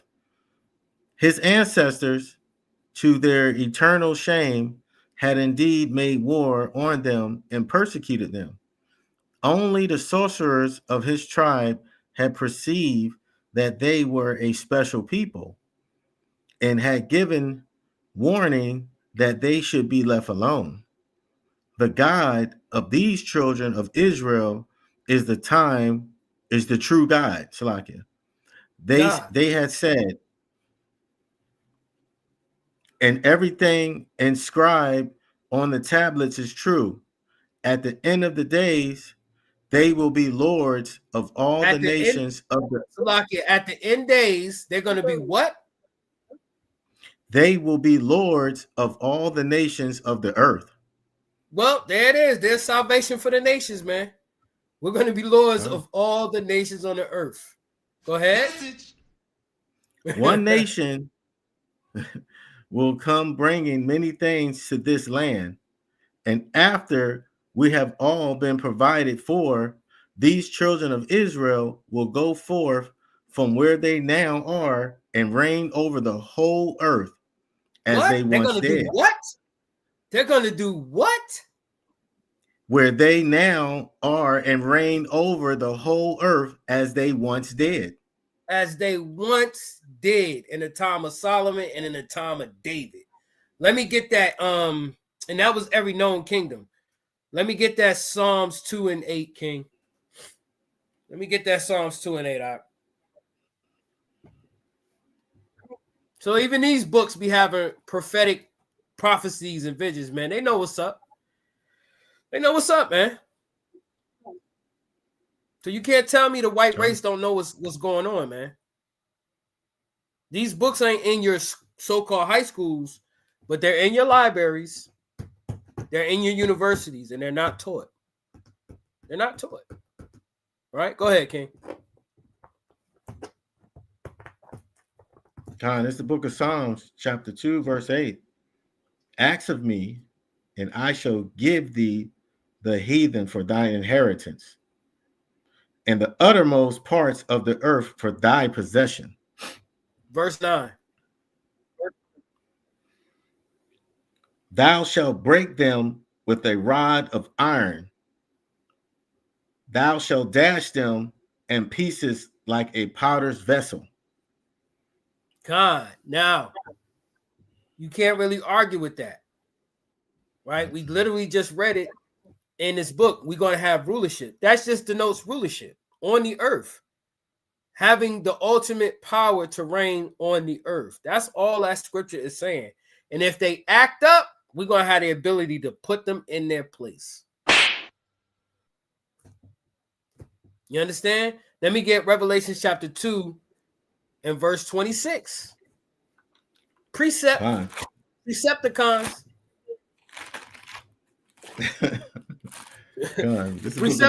in here. Go ahead, King. This is the book of Revelation, chapter 2, verse 26. Bring it out. And he that overcometh and keepeth my works unto the end, to him will I give power over the nations. Now, I always bring this up to Christians. Do y'all want that rod? Do y'all want that power? Pause. Y'all want that power over the nations? But you got to keep works. It doesn't say the commandments are done away with. I just keep the faith. It says the works. Remember that. Keep going. That's right. God. And he shall rule them with a rod of iron. Go ahead. As the vessels of a powder shall they be broken to shivers, even as I receive of my Father. Even as Christ received of his Father, King. All right, that's it on that. Now let's get into this mighty video of another book discussing who the natives are. right? A hidden identity of natives, because you got a lot of people in DC, Virginia, North Carolina, Maryland. They write on their job application African American. They check the box Negro. They check the box colored. They check the box over this decades. They've been checking these boxes, but they ain't got nothing to do with you. Now, I'm not saying every single black person in the DMV area is a so-called Native American. I'm not from here, but I've been living here for almost 15 years. Right? I believe in my heart of hearts and my spirit, I'm from the tribe of Judah. But you got a lot of natives that's calling themselves African American. They ain't got nothing to do with being an African American. Right? They dark-skinned natives, man. Right? Not saying that the natives have a phenotype at this point, but their early beginning phenotype didn't just disappear, okay? It might have gotten mixed up a little bit here and there, but it's still there. You understand? You go do your research, you'll find the black Afro-Indian. And we're going to read about a book. I think it's called 103 Facts About the Black Indian or something like that. Bring that out, King. Let's bring up the title of the book first, and then let's go into the video. This is a camp I was involved in, and we brought this book out, right? Yep. Read that real quick out. 103 Facts. I'll read it. 103 Facts About the Black Indian of the West Hemisphere outline. All right? Come on. Let's bring that out. Y'all can screenshot that. Good luck trying to find that book. I think the Cap got that book. Maybe he can print you one. But that book now is, I believe, thousands of dollars. They don't like what was written in that book. Right? You ain't gonna learn, your boy. You ain't gonna learn who you really are. I ain't saying you blacks is not Israelites, but you ain't gonna learn this land belongs to you, man. And you ain't gotta pay taxes, and you ain't gotta be subject to. You ain't gonna learn that. Go ahead, bring up the camp video, King. Fair use is HOI DC DMV. The teacher's brother Yakutas, formerly of HOI DC DMV. Right, he's gonna bring out this book, and y'all gonna learn something. I'm gonna go on mute. Yashala. You got the start time, King? God, brother on point.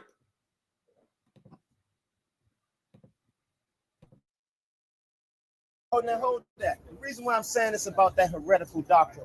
Read this real quick. So we were saying it's 103 facts, right, about the black Indian. Read this. We start right here. Oh, I also later. Go ahead.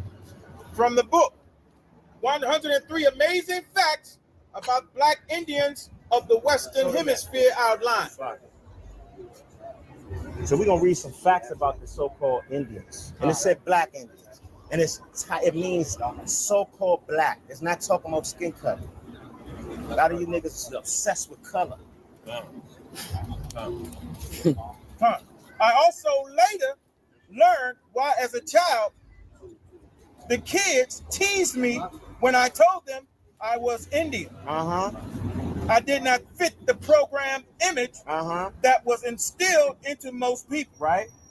They did not know, like most adults today, that we all do not look the same. Look like Sitting Bull. We all do not do what? Look like Sitting Bull and Geronimo. So this so-called black Indian is admitting that Sitting Bull and Geronimo are so-called Indians, but watch what he gonna call the so-called Indians. Go ahead. When I got older, I learned that the titles Negro, colored, and black does not represent a nationality. I learned that in the non-so-distant past, any dark-skinned or brown-skinned person, be they indigenous to the Western Hemisphere, Africa, Asia, or Europe, we're called Negro or colored. So basically, anybody that's dark-skinned that was an Israelite, they named the dark-skinned ones Negroes. That's what they did, or color. Go ahead. By those who were melanin recessive. See that? By who? By those who were melanin recessive. So this differentiation and this confusion, it was labeled by the damn white man. You damn white man head, green ass niggas with that damn ass doctrine. That's the new name. Huh? Melanin recessive. And it's sad because you got niggas aggressive on this doctrine, but it's a damn cracker doctrine. Go ahead. Melanin recessive, so-called white people. Right. Go ahead. I learned that millions of my people, the darker natives, were relabeled as Negroes and colored, and again relabeled as Black Americans. See that? So a lot of our people that is the Northern Kingdom, they don't even know to the day. Right. So how you niggas even know who Northern Kingdom is and who ain't? Right. Heretical ass niggas, man. A lot of our brothers that say they Judah, they are not Judah. They are Gad or Reuben. Right. That's right. My pale-skinned European. I learned that the titles were colonized titles. They were what? Colonized titles. So who are the colonizers? White man. Go ahead. Intentionally placed upon my people. The condition that conditioned them into thinking that we all come from Africa. See that? See that? Hold up. See that? So now the Negro only niggas, they always talking about Africans. The Negro only niggas always talking about Africans. You good, Doc? You good? You learning? Yeah, you learning, right? Niggas learning, got an right? affinity for Africa. And Africa, you ain't listen. Just because you come from Africa, that don't mean your skin dark skin. You got light skinned Africans. Right. Dio, what's her name? The actress, the white one? Dio Nelson something? No, she wasn't crack in South Africa. Right, she's the South, but she's not. But she was born there. Right. But she ain't African. Right. Go ahead. Charlene Theron, that's right. Charlene Theron. Go ahead. To condition them into thinking that we all come from Africa. Oh man, Spain. Ho, where? Spain. Who would think they come from Spain? Nobody. No, the ones you call mumsers, Right. the light-skinned Hispanics that you call mumsers, that is Israel. Right. They think they come from Spain. Right, Doc. Go ahead. Or everywhere else other than being indigenous to these shores. See that? Go ahead. What you got? I just want to go down here. That's it at the end of that. It's already here, huh? Go ahead. Okay. Oh, you. Right. Many of my people who did not maintain their true tribal identity became victims of being psychologically, spiritually, and geographically removed from their native land and placed on a continent 2,000 miles across the Atlantic. See that? See that? So like 2,000 miles across the Atlantic Ocean, Africa. So look at this. Now, how you get here? If we just all Africans and the Northern Kingdom, let me say something. If the Northern Kingdom is not our people, we got John Henry Clark right here, right? This says Christopher Columbus and the African slave trade. Did Christopher Columbus come to the west coast interiors of Africa during the 1600s? Who did he conquer? He conquered the southern. He conquered the Northern Kingdom in the 1400s, right? We came over here in the 1600s, right? So why does this say Christopher Columbus and the African slave trades? And we're going to get into this too. Go ahead. I had that book for 30 years.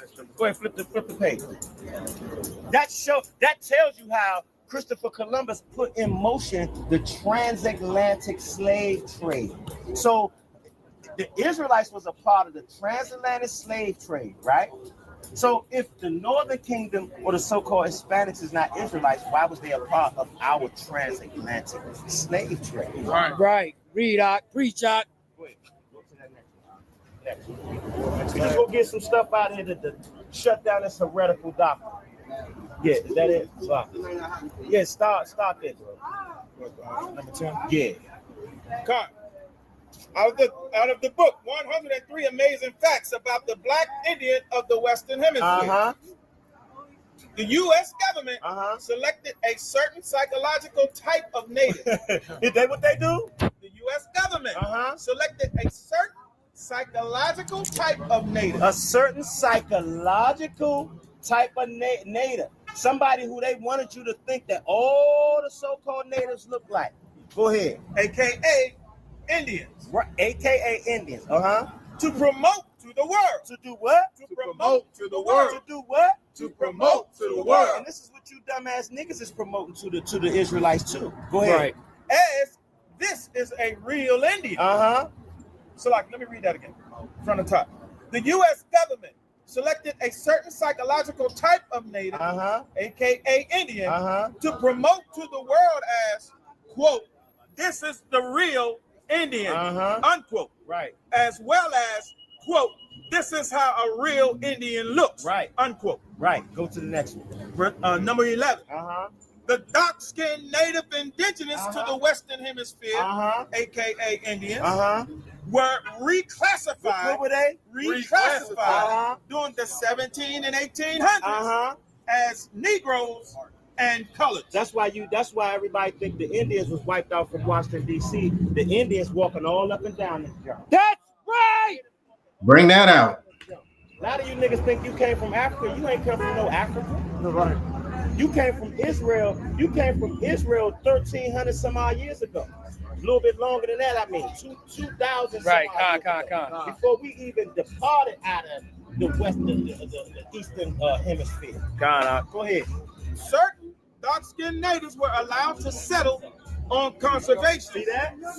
Certain dark-skinned natives were allowed to settle on reservation, right? With pale-skinned natives. Go ahead. Most were not. So they telling you they selected the pale-skinned natives to be on the reservations to give that look that this the only way that the so-called Indians look. Right. How the hell we just all dark-skinned? We got women, we call them red bones. We got brothers that's light-skinned. So all of the light-skinned brothers of our and sisters of our nation, they not Israel because they light-skinned? Right. You niggas are sickening. Hey, let's stop it right there. If he spoke Spanish, you niggas would call him a mumsy. God, let's stop it right there. All right, so as you can see, man, a lot of brothers in this area, the DMV area, were classified as Negro. You know, prove the book wrong, man. Prove the author wrong, man. Just know he's a scholar with several PhDs, I believe. Right? So you're gonna have a tough time doing that. Let's go to another article before we get into this quick video.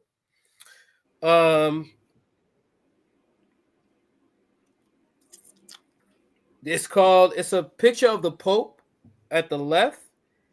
It's called National. An indigenous youth delegate meets with the Pope.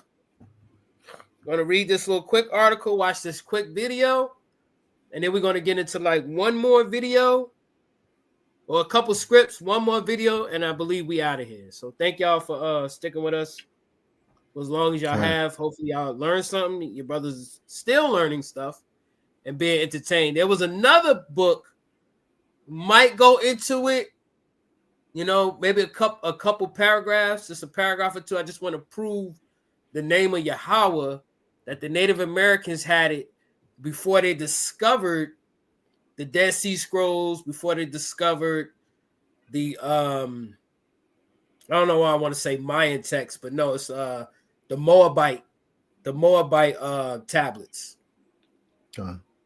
Right?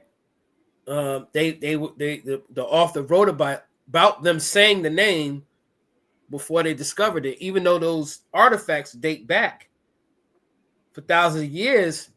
They didn't have them. They had just discovered them in the 1800s. So let's get into that article real quick, not to confuse anybody. National picture of the Pope. There we go. Beautiful. In Slovakia. Yes, sir.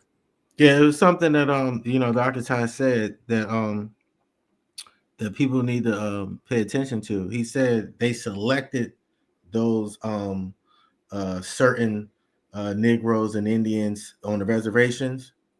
So that's the same thing. And what they're doing today is they're putting who they want in front of us. These celebrities, these this. So that is all orchestrated. It's all methodical. Come on, King. It's telling. You know what I'm saying? And this is, once again, this is all information we could have been had. They're not teaching us this stuff in school. Everything in school your kids learn is literally watered down.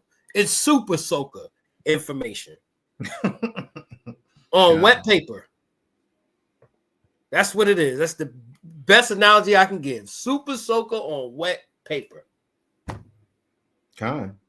In Slovakia, real quick, the person who invented Super Soaker, I believe he just got paid for it. It was a black man. Yeah, it was a black man. They finally paid him for that? Yeah. It was in the I saw it just maybe about a week or two ago. Oh, praises, King. Oh, yeah, all praises. Yeah, all praises. You know, hopefully he becomes an Israelite and donates it to a camp.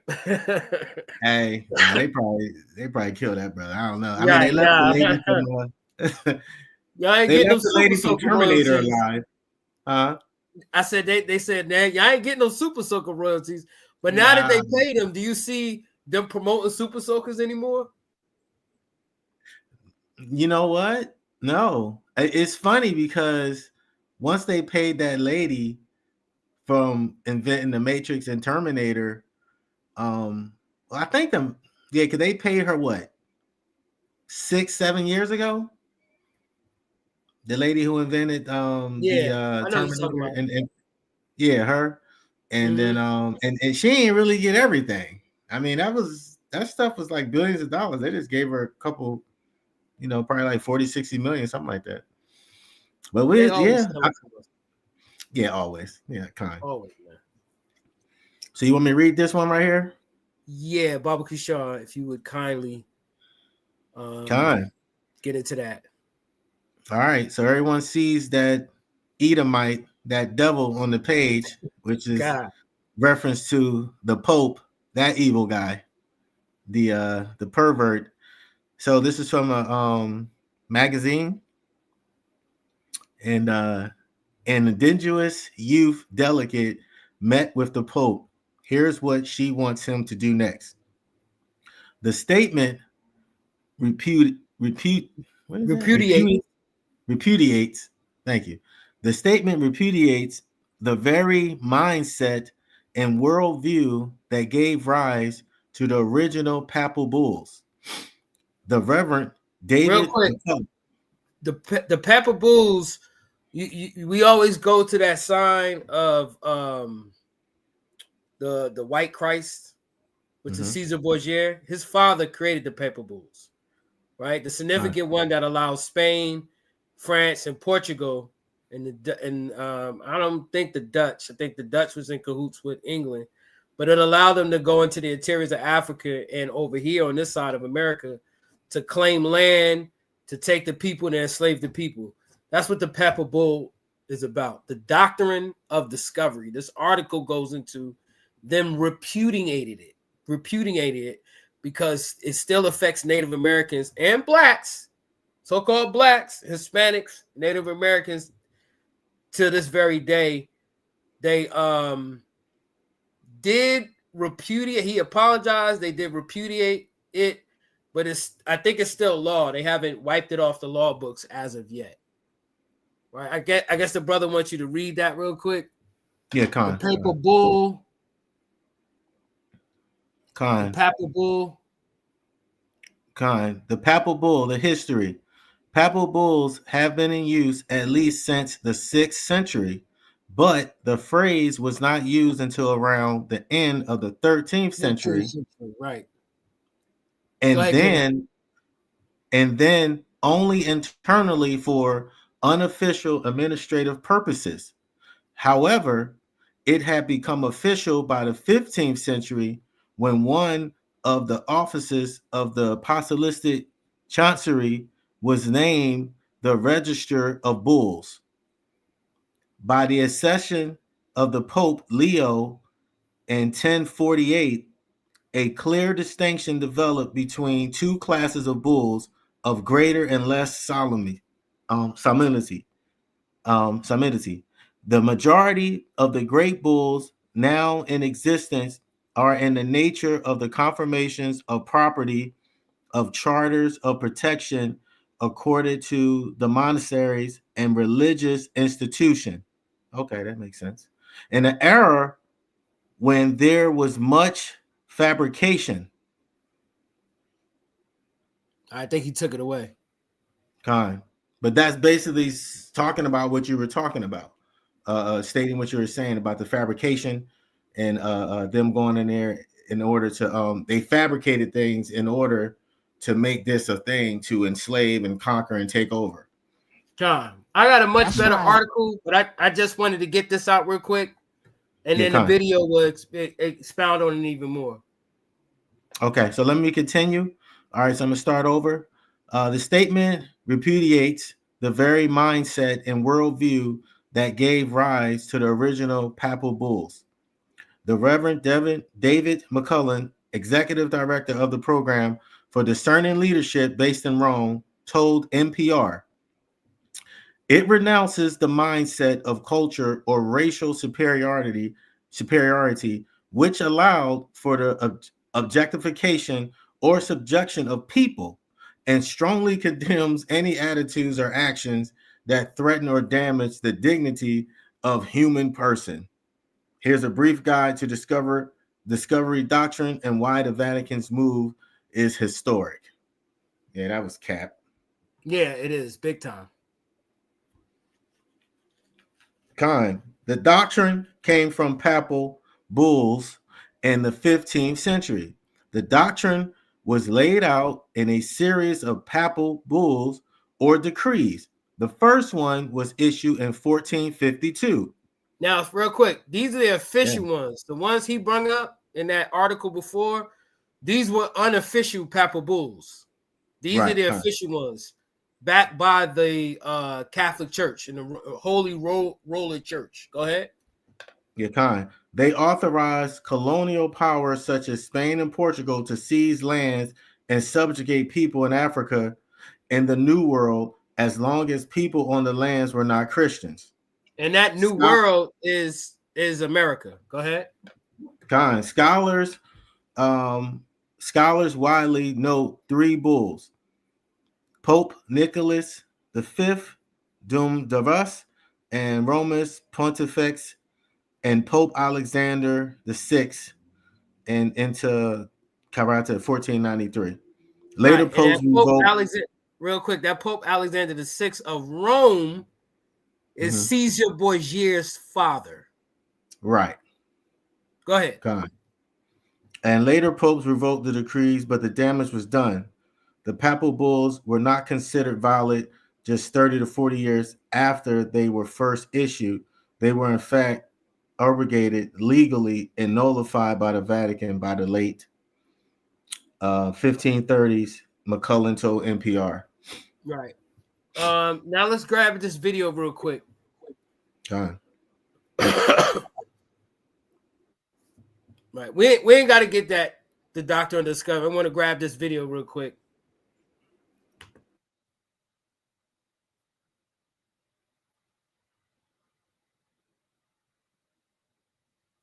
That would be the next video, King, under that article, I believe.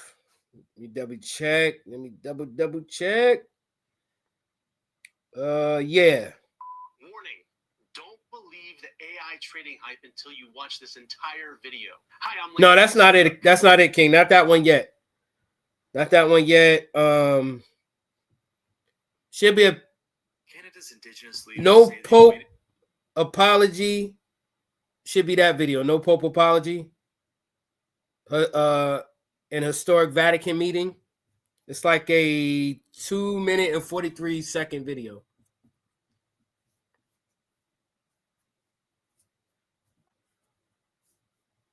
It's the next link down from that article, from those two articles.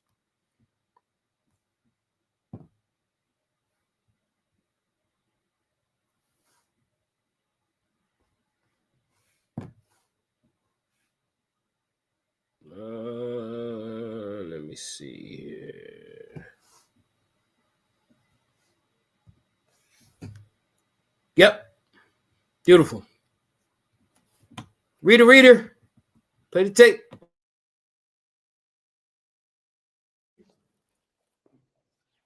Canada's Indigenous leaders say they've waited for this moment for years, even decades. This is their first ever Vatican meeting with the Catholic Pope. Look, now those are real quick. And Inuit nations met with Pope Francis on.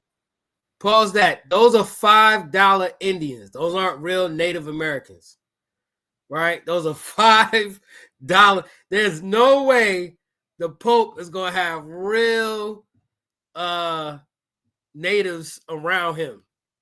That's not going to happen. So these are $5 Indians, man. That's right. Continue. Francis on Monday. They asked for unfettered access to church records on residential schools and institutions, where more than 150,000 Indigenous children were sent to be stripped of their culture and heritage. Many were subjected to abuse, rape, and malnutrition.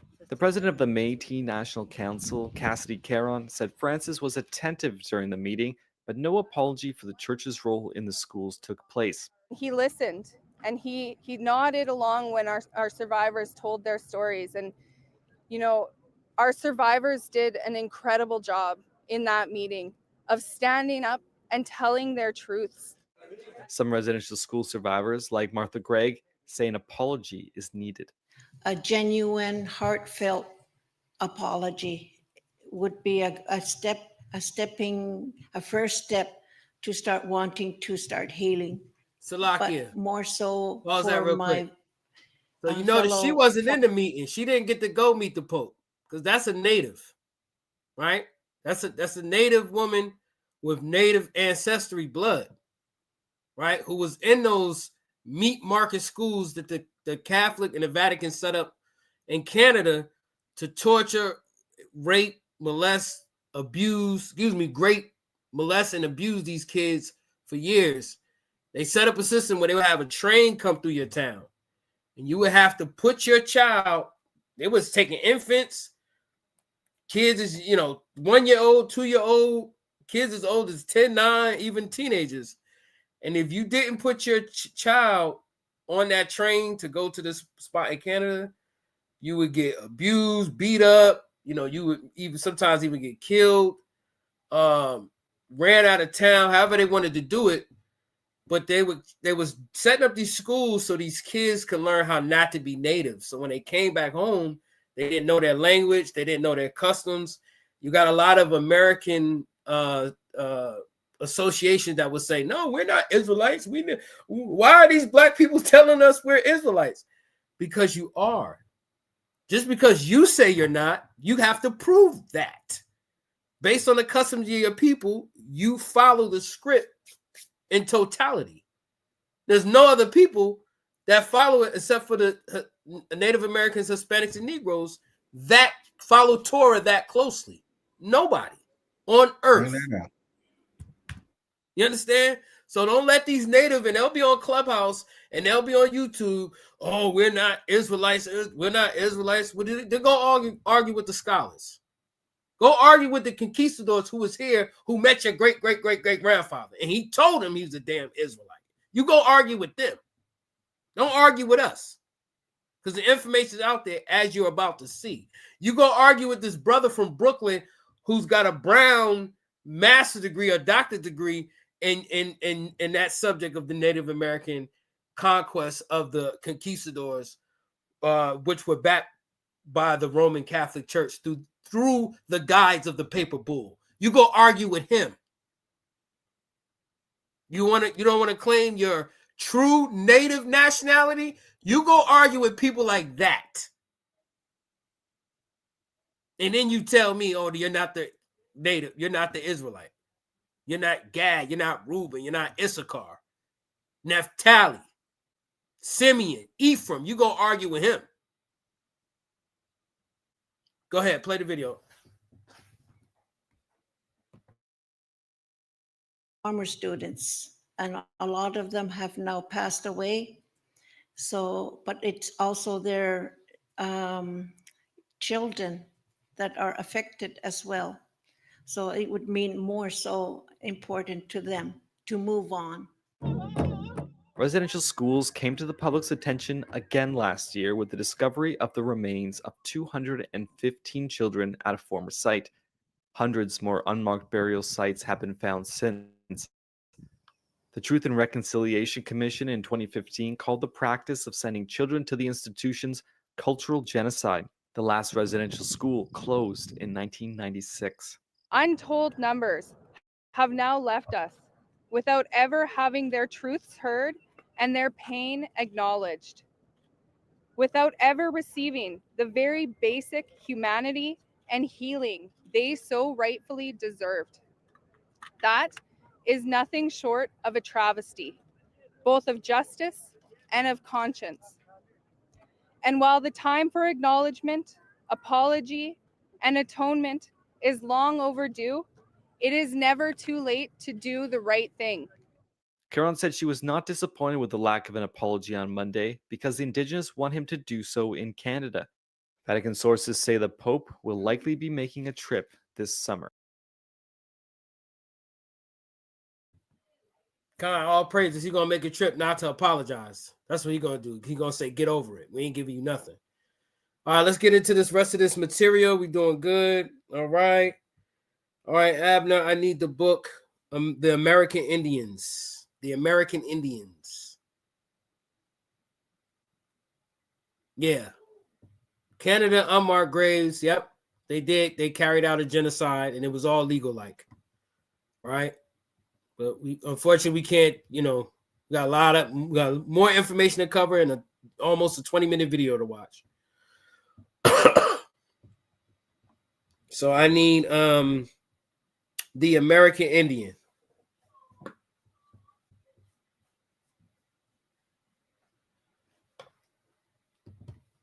And then the corresponding pages that go with that book, which is only one page. I think I sent it to you in the back chat.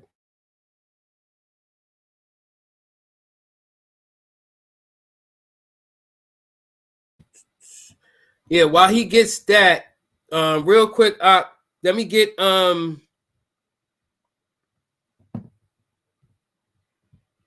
do I want? A couple scriptures that was just in my head just now. Ezekiel 33 and 15. Let me get Ezekiel 33 and 15 on what we just watched.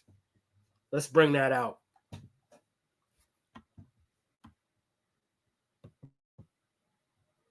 And we don't got to put it up on the screen. Brothers and sisters want to get it, they can. We're going to read that one scripture, read this read this page out this book, and then continue on.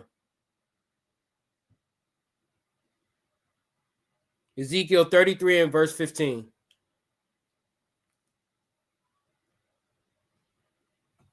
Oh, my bad. I have my thing on mute. Can you guys hear me now? Yeah, I can hear you now. I'm up here reading it. This I book of Ezekiel. Yeah. This is the book of Ezekiel, chapter 33, verse 15.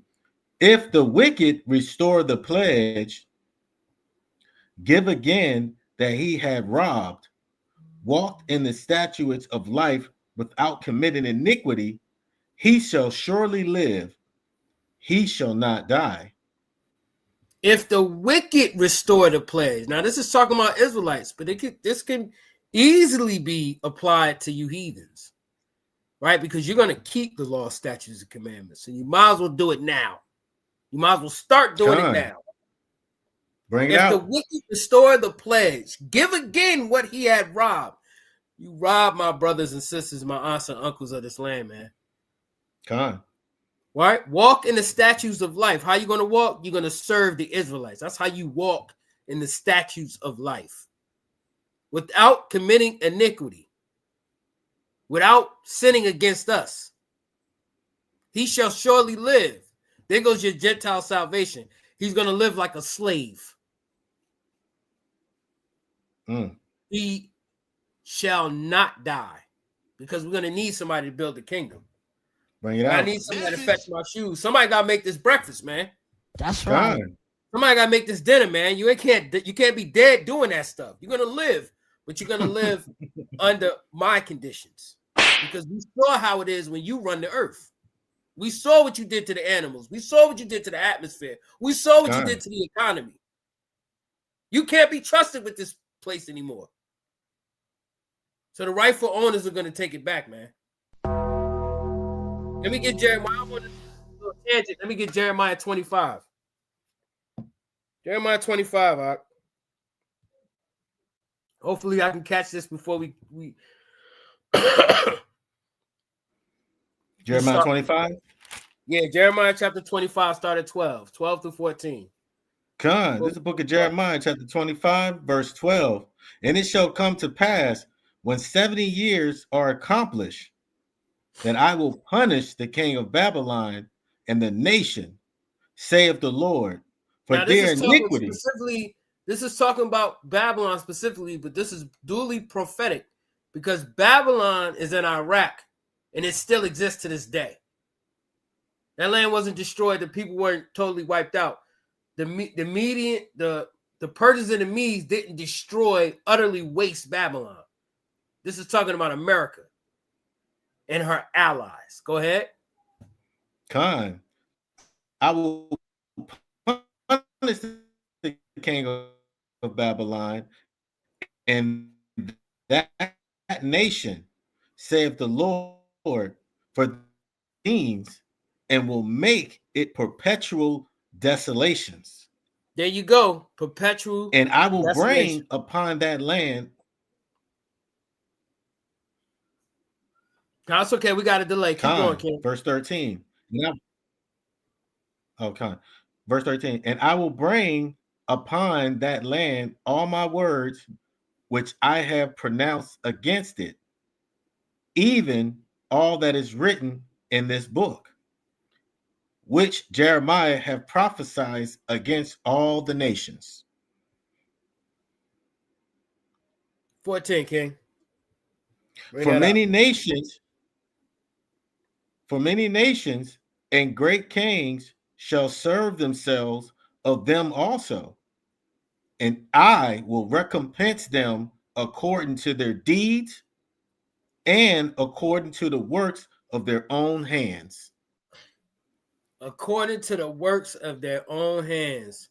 Their rape, robbery, murder, subjugation, marginalization, oppression of the children of Israel for hundreds and hundreds and hundreds of years.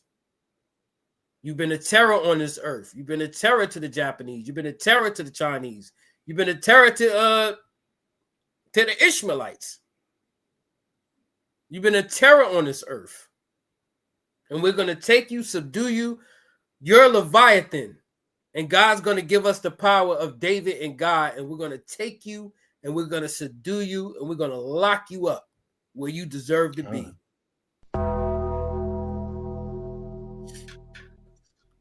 God, yeah, let's get, I don't know if we have time for this real quick. We still got some more, a little bit of material to go over. I want to get the name. I want to prove that the Native Americans were saying Yahweh's name way before they had the discovery of Yahweh's name, which is the Tetragrammaton. That's a new thing on the earth. Tetra meaning four, Tetragrammaton. It's the name of Yahweh, right? They found this after this gentleman named James Adar, which he's also in, he's referenced in the book Lost Tribes and Promised Lands. But he wrote a book called The history of the American Indian. Let's grab that. And then we're going to quickly just move to the name. I was going to read a certain significant amount of this, but we ain't got to do all that. We're just going to grab the name. So if you could bring that up, the history of Native. Yeah, we're going to drop that. We're going to just drop that book. And we're just going to go see how many books. We could be here all night with information, man. Damn near all night. So let's just jump to the history of the American Indians. Bring it out, King. By James Adair. We're going to probably come back to that other book, but this is more significant, in my opinion. So the history of the Native American Indians at the bottom, London, right? And the author is James Adair, right? Who lived amongst these people for 40 years. So he don't know what he's talking about, obviously. He obviously don't know what he's talking about. First-hand account. This is not pseudo information. This is first-hand account. It don't get no more credible than this. He lived amongst them for 40 years. If you don't believe me, do your research and find out. Right? The second page, right? The top part of that page, I don't know if you can zoom it in out. Can you see that out? You can't see that, right? Nah, I can't see that. Nah. I saw the date. The date was 1700 and something, but I can't see this. Yeah, Con. And go up. We're just gonna get the second page. The first page I was gonna have you read some of that. That's about the feast days,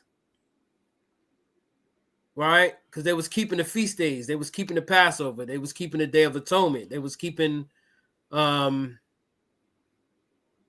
tabernacles. If I'm correct. Con. But I believe it's at the beginning of the second page, at the bottom page out.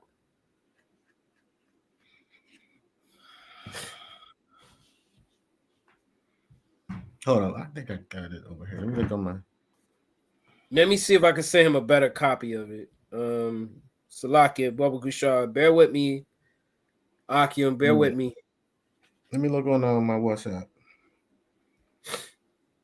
Khan, you might be able to zoom it in on from the WhatsApp. Right. But let me see if I can send him a better copy of that page.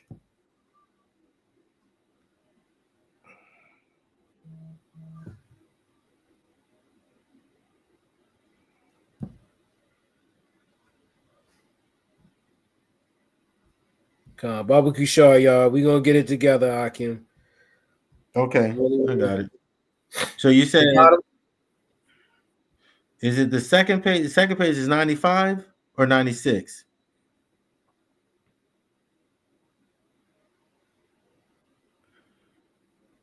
'96.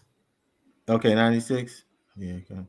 Yeah, send me 96 on the WhatsApp, King. And it's just the first paragraph in that page. I believe it's the first paragraph on that page. Okay.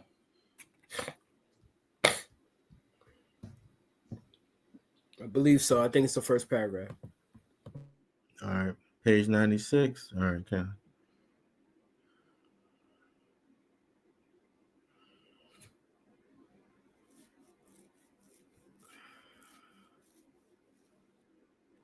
Bobby Shaw, thank you for bearing with us, Akim. We're getting it together. I believe this information that's about to come out is very significant, right? It'll strengthen your faith and your belief in Yahweh. If that can be strengthened, some of y'all real zealous for the law. Y'all ready to put brothers to death right now. I got the page, King. Okay, Khan, just the first paragraph, and we're gonna move on from here. I was gonna have you read, or maybe we'll go back and read the what is it called, the glossary or the index page, just to prove that they was celebrating. Yeah, Khan, right there at the top. All right, Khan. It says this is and on the and the real quick, the F's are S's. So it might look like an F, but it's an S. Because this is real Okay. old English. It's in the 1700s. That's when it was written. Into page 96 on the deficit of the American Indians from the Jews. Into that most sacred place where the divine Shekinah resided, carrying a sinner resided. Yeah, it's rough, King. So take your time with this, because these the Yeah, I'll S's be reading are that F. 1611. I'm kind of getting it. God. Yeah, I read that 1611 is a beast. Recited carrying a sinner smoking in his hand with incentive, which hindered him from having a clear fight of the ark. But he was not allowed to enter that holy place only once a year. On this great day of expiation, to offer the general facts, face Hold on. both. Let's not jump over that word. Let's look that up. Yeah. Let's Okay, look that up for the viewers at home, because brothers be reading stuff. Not saying you, I know you know what it means, but brothers be reading stuff and they read past it. And they don't know how important these words are, so they can get better understanding of what they're reading. So can we look that up?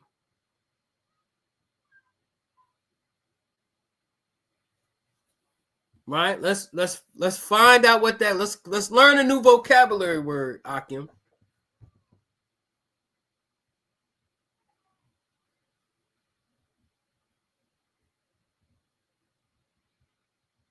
This word right here.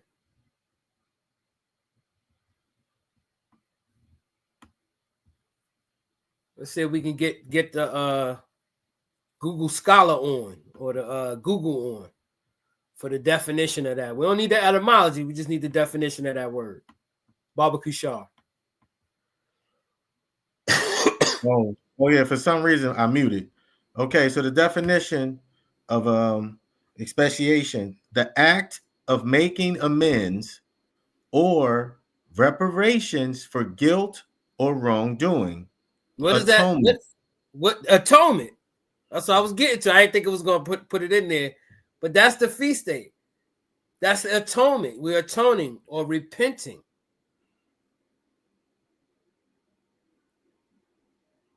All right, keep going on that. Keep going on that paragraph. Okay. There you go, everybody.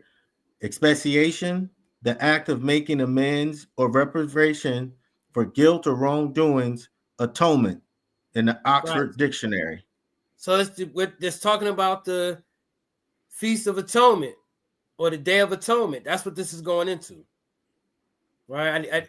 There was more information on the page above, but this is talking about the Native Americans, because that's what this is about. Atoning. The Day of Atonement that we keep all year. But we're going to find out as the brother continuously eloquently reads. Go ahead. And remember, they were Salakia, they were savages. So, you know. Yeah, they were savages, right? Yeah, they were savages. Right.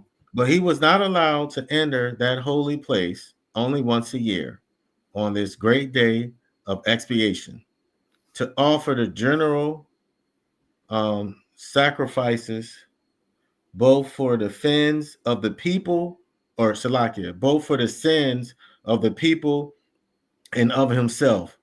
Nor did he mention, Salakia, nor did he ever mention the divine four-letter name Yahweh.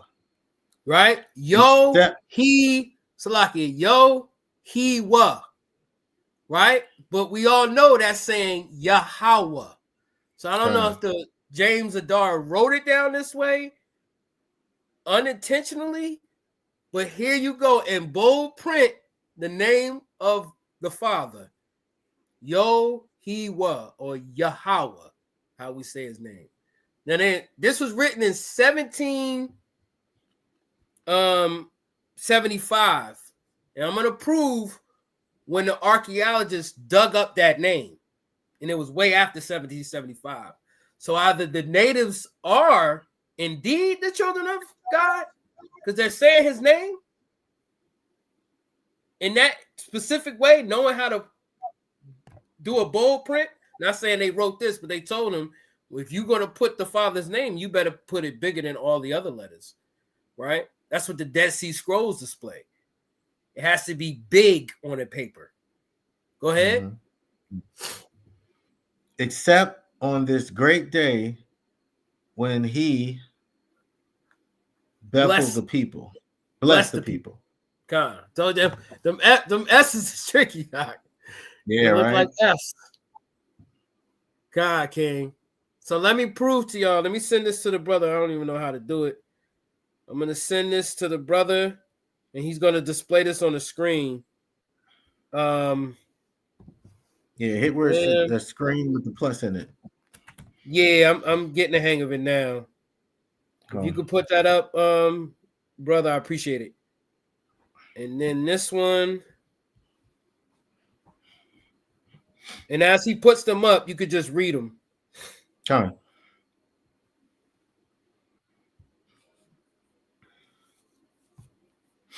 Yeah, the double F is as in. That's what it is, and that's what I got right here. My 1611. Yeah. I kind of got James it down. Adair, The History of the American England, published in 1775. This book was released in London, and it was based on his 40 years experience as the dark skin trade was I'm messing up. The deerskin trader with various southeastern Native American tribes. Right. Go ahead. Go to the next slide, King. The Miche Steel. Read that. The Miche Steel, 1868. Discovered by F. Klein in 1868. This Moabite steel contains the name of the Moabite god Shurmos. We ain't got to say his name. And some Slakia, the Moabite god, and some interpretations connected to the conception of Yahweh in Israel. That what was the year of that? 1868. So James Adair wrote his book in 1775. This is 1868 when they discovered the Moabite stone, which had the name of Yahweh on it. Keep going. The Dead Sea Scrolls discovered starting in 1975. I really just want the years. 1947? Right? 1947. So go ahead, King. I'm messing up everything tonight. Go ahead. Your mind is you got a lot of articles, you got a lot of stuff going on. It's all good. God, I'm thinking of stuff right now. I'm trying to bring out. Go ahead, King. Dead Sea Scrolls discovered starting in 1947. These scrolls contain numerous examples of tetragrammaton written in scripts from around 150 to 200 BCE. Right. So the tetragrammaton is the 4-letter word used for Yahweh's name. Remember, James Adair heard this, and you could say he heard it the first year because they did the atonement every year. So you have to minus 40 from whenever year he wrote the book or whenever he finished living with these people. Or obviously he was writing this stuff down the 40 years he was living with them, perfecting it. The point I'm trying to make is it's when he wrote this or he heard about it from the natives, it's past 1775. So if the world didn't discover Yahweh's name after hundreds and hundreds of years, this stuff being buried, this stuff being thrown away or destroyed, and they find the relics of this stuff, how does the Native American know his name? You can't answer that. You're cooked. You're done. Slice you and dice you. That Negro only doctrine, like I said, it's finished. If you can't explain how they got the name before the archaeologists pulled it up in the 1819, early 1900s, you're cooked. You're done. That's over 100 years. That's 200 plus years before the world knew the name.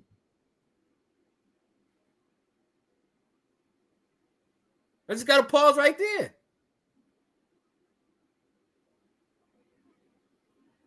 Con. You can read the last Yeah. one, King. Con. Marlin letters, 1900s. In the Marian letters, 1900s. While not directly a text with tetragrammaton, the Marian letters discovered in the late 1800s and early 1900s reference land of the Shazoo, or Yahweh in the land of Shazoo, which is the oldest known mention of the name, predating. But he wrote his in Right. 1775. How do you explain that? God. In Salakia, it's if you really know your history, guys, 1775, was the Revolutionary War. And then that war was for like 10 years, so like 1784, then the New World Order. There's been wars for about 200 years.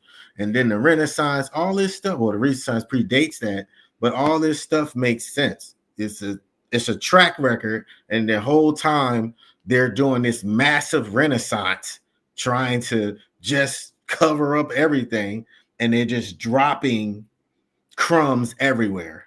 So it just makes sense. Yeah. And then and the so-called conquistadors they knew the name before they discovered it on the Mishnah Still, the Dead Sea Scrolls, the Amarian letters. They knew that these people were using the name in different dialects. But that's it on that. We're gonna go to one more video. And then that's it, man. I'm gonna let y'all go, man. But I know y'all tired. It's been a long class. Hopefully, it's been informational.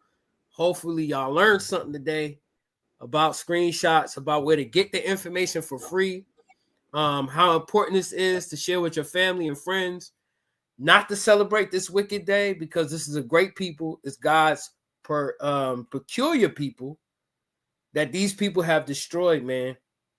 And we can't keep living ignorantly, especially after a video like this with all this information. I can't even get to all the information. And trust me, the stuff I put in the chat is minimal. I can literally be on this class for 10 hours. And I'm not trying to brag or play games. That's minimal amount. It goes way deeper. Article, fine. But you ain't gonna listen to this brother no more. Because what do I know? I didn't graduate from Brown. I don't have a master's degree or a doctorate degree from Harvard. I don't know. But matter of fact, I got somebody who does. And let him tell you. Now, he's a so-called African-American man with a bald head and no beard. But the man's very scholarly from Brown University. So let's bring that video up with the timestamp. I believe it's 11:59. If y'all want to do that, let me know what's going on with the time, Akim. And bring it out, Kang. About 20 minutes and we're done. I got 20 more minutes and I ain't even going to interrupt the video because y'all should know by now. If you don't know, I don't know what to tell you. You wasn't listening, paying attention. You may have fell asleep. He's basically just not summarizing, but quadrupling down on everything I just brought out. The possibility that their status as white people made them the natural governors of Indians and Africans, whose conquered and subjected condition reflected inherent capacities. Such proto-biological notions were born in the dynamic interactions of the Atlantic world. The demographic transformation of the Americas affected colonial Christians' views of the world and their faith. The growth of the European American settlements, the pervasiveness of African slavery, and the catastrophic depopulation of native nations required that Europeans reassess Judeo-Christian history and prophecy. In particular, Christians began to suspect that human communities had natural fates that corresponded to their spiritual fortunes.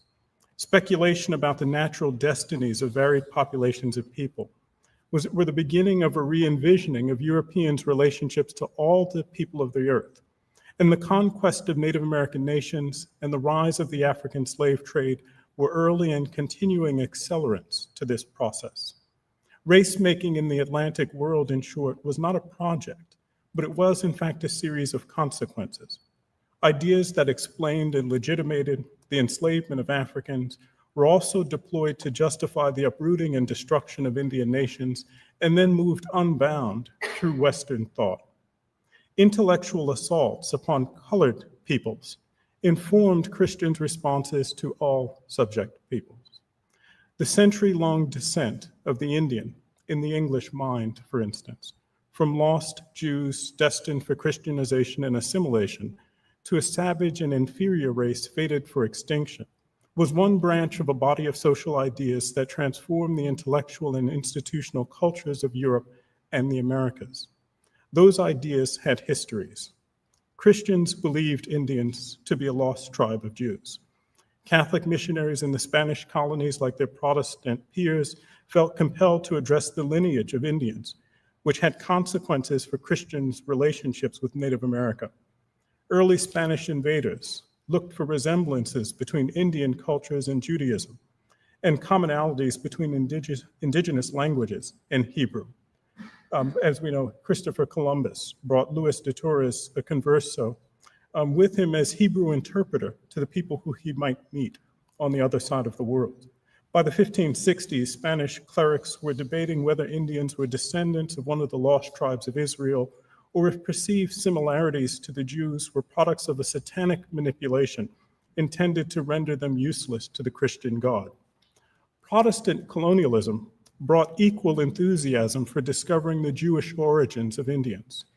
In his mid-17th century description of New Netherland, the Dutch lawyer Adrian van der Donck admitted that the theological pressure. If Christians were unable to reconcile the existence of Native Americans with biblical narrative, then, quote, the doctrines of the Holy Scriptures would be subverted and ruined. Several years earlier, Domine Johannes Megapolensis, whom the patroon Kilian van Rensselaer had brought to Rensselaerwyck to New Netherland to minister to the Rensselaerwyck colony in 1642, Megapolensis encountered an elderly Indian woman who was likely Mohawk and who repeated part of the Iroquois creation story, which included, in fact, the story of a divine feud between two brothers. Domine Megapolensis took this as a variant of the story of Cain and Abel and further evidence of the Jewish heritage of the Indians. The Puritan divine John Eliot explained his fascination with Native Americans as in part of a product of his hope to, quote, that I might find under what covenant and promise their forefathers lived. Eliot speculated that they were descended from Shem, or in other words, he incorporated it into the story of the curse of Ham or the curse of Canaan. Other Puritan ministers pointed to a tendency to speak in parables as the link between Native Americans and European Jews. A critic of colonial Indian policy and a founder of Rhode Island, the Reverend Roger Williams, also saw parallels between Jewish and Indian cultures, including the anointing of heads and the exchange of dowries for wives. Rabbi Menashe ben Israel's treatise on the Jewish ancestry of American Indians validated this Christian obsession. The essay repeated the 1644 testimony of Aaron Levi to the Sephardic rabbis of Amsterdam. Levi said that he had encountered Indians in the Cordilleras Mountains of South America who revealed themselves to be Jews who knew the Torah and who traced their lineage to the tribe of Reuben. Thomas Thorogood, the Puritan minister, seized upon this evidence and expanded it. Indians were reluctant to eat swine, he wrote. They often dressed like Jews and intermarried within extended families. Jewish and Indian women offered further evidence of a connection. He postulated, in fact, that an ancient tribe of Jews reached Mexico and Peru, where the primary Jewish influence could be seen in temple architecture, the practice of circumcision, ritual sacrifice, and the knowledge of the Great Flood. The monumental architecture of Peru, Mexico, and the Mississippi Valley suggested that these Jews migrated north, separating into contemporary nations and undergoing a process of cultural devolution. In 1649, when Parliament ratified Edward Winslow's Act creating the New England Company, it affirmed this link to Jewish history.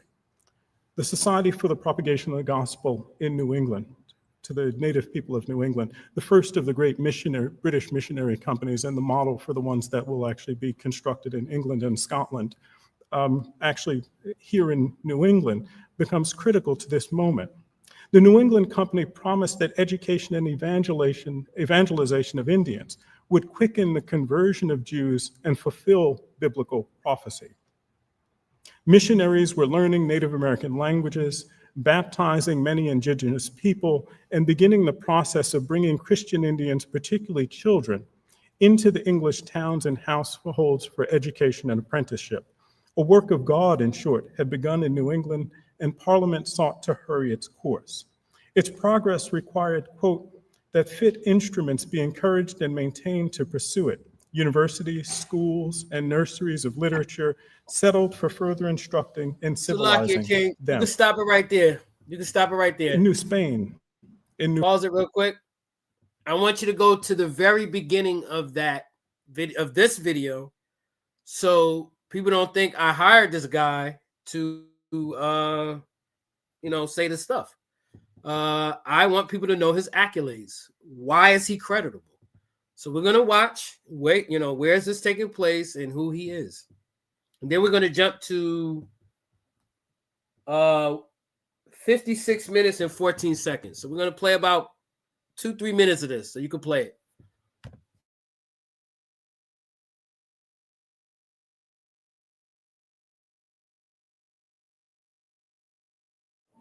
Okay, well, let me welcome all of you here to this evening's lecture. My name's Neil Saphir. I'm the director of the John Carter Brown Library, and it is my special pleasure to be welcoming you and to be introducing our introducer this evening for what is the second in a series of lectures that are being held over the course of this year to commemorate and to give a historical context for the founding of Brown University in 1764. This is a joint lecture series that was organized by the Department of History in conjunction with the John Carter Brown Library, as well as a series of different centers and institutes around campus that have joined us for specific thematic lectures that relate directly to their topic or their sort of area of study. Special mention should also be made to the intellectual architects of this series. My colleague Lynn Fisher from the Department of History, who is taking some time away from his very cherished time at the Newberry Library on leave to join us this evening, so we're happy to have him here. And my colleague here at the library, Margot Nishimura, who put this series together last year in conjunction with a lot of different partners. We have lectures that are going to be coming up on October 21st, George Marsden in conjunction with the Department of Education, and November 18th, Colin Colloway, who will be coming in conjunction with the Hoffenreffer Museum. All right. So this is Brown University's library. All right. That's where this lecture is taking place. Okay. You could fast forward it to 56 minutes and 14 seconds. And if y'all want to, this is this video is older than 11 years old. You can find it on YouTube. That's the title. You can screenshot the title if you want to watch the whole lecture. It's very interesting, very informative information. Once again, this is a brother from Brooklyn, New York, right? Ahead of a department at our university's library division. You can go ahead and play it.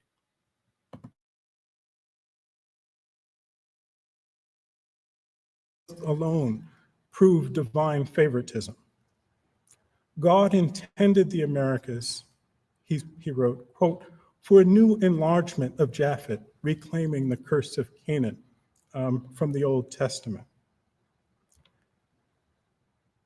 He defensively insisted that Protestants had faithfully purchased Indian land to erase any sense of historical wrong. He crafted a bizarre defense of conquest in that sermon. The surviving Indians benefited from colonialism, he would argue, since the value of their remaining territories had increased thousands of times. Projecting the growth of the white population to 300 million, Reverend Stiles predicted, quote, a constant increasing revenue to the sachems and original lords of the soil for whatever lands the survivors could hold on to. That odd rationalization of a human tragedy was made worse by President Stiles' confidence that any remaining social injustices would disappear with Native Americans and Africans themselves, whose decline in his mind seemed inevitable. It was God's good providence, he continued, that the vanishing of non-white people would also erase the moral problem of dispossession and enslavement.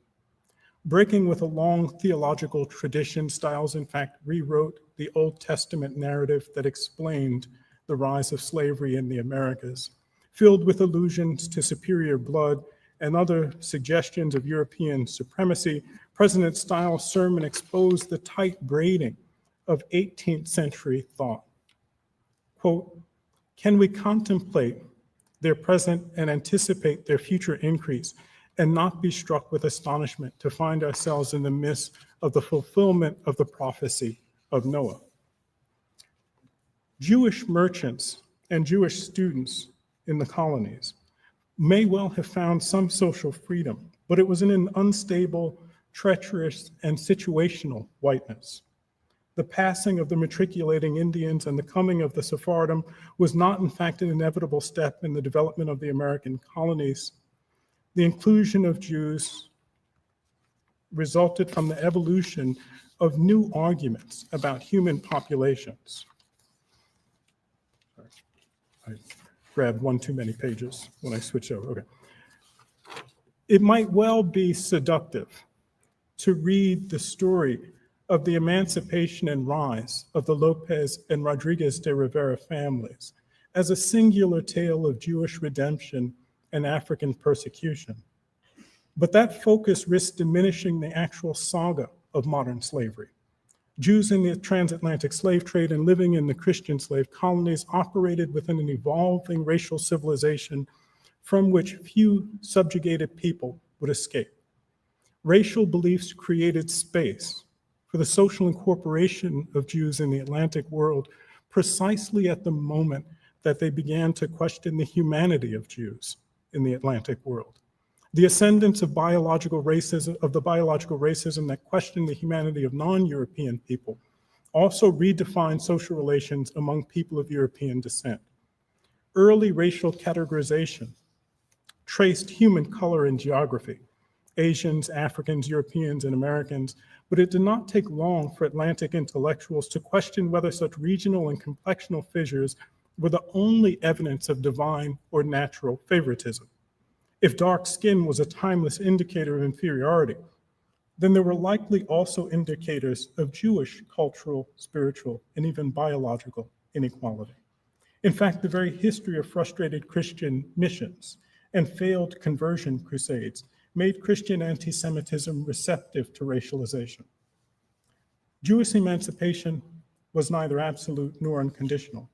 The ascendance of scientific and theological racism revived anti-Semitism by rupturing the humanist underpinnings of Judeo-Christian philosophy, which, as Albert Lindemann argues, freed Western philosophy to, quote, introduce various other refinements within the hierarchy of 18th century thought, including, in fact, arguments for biblically based racial categories.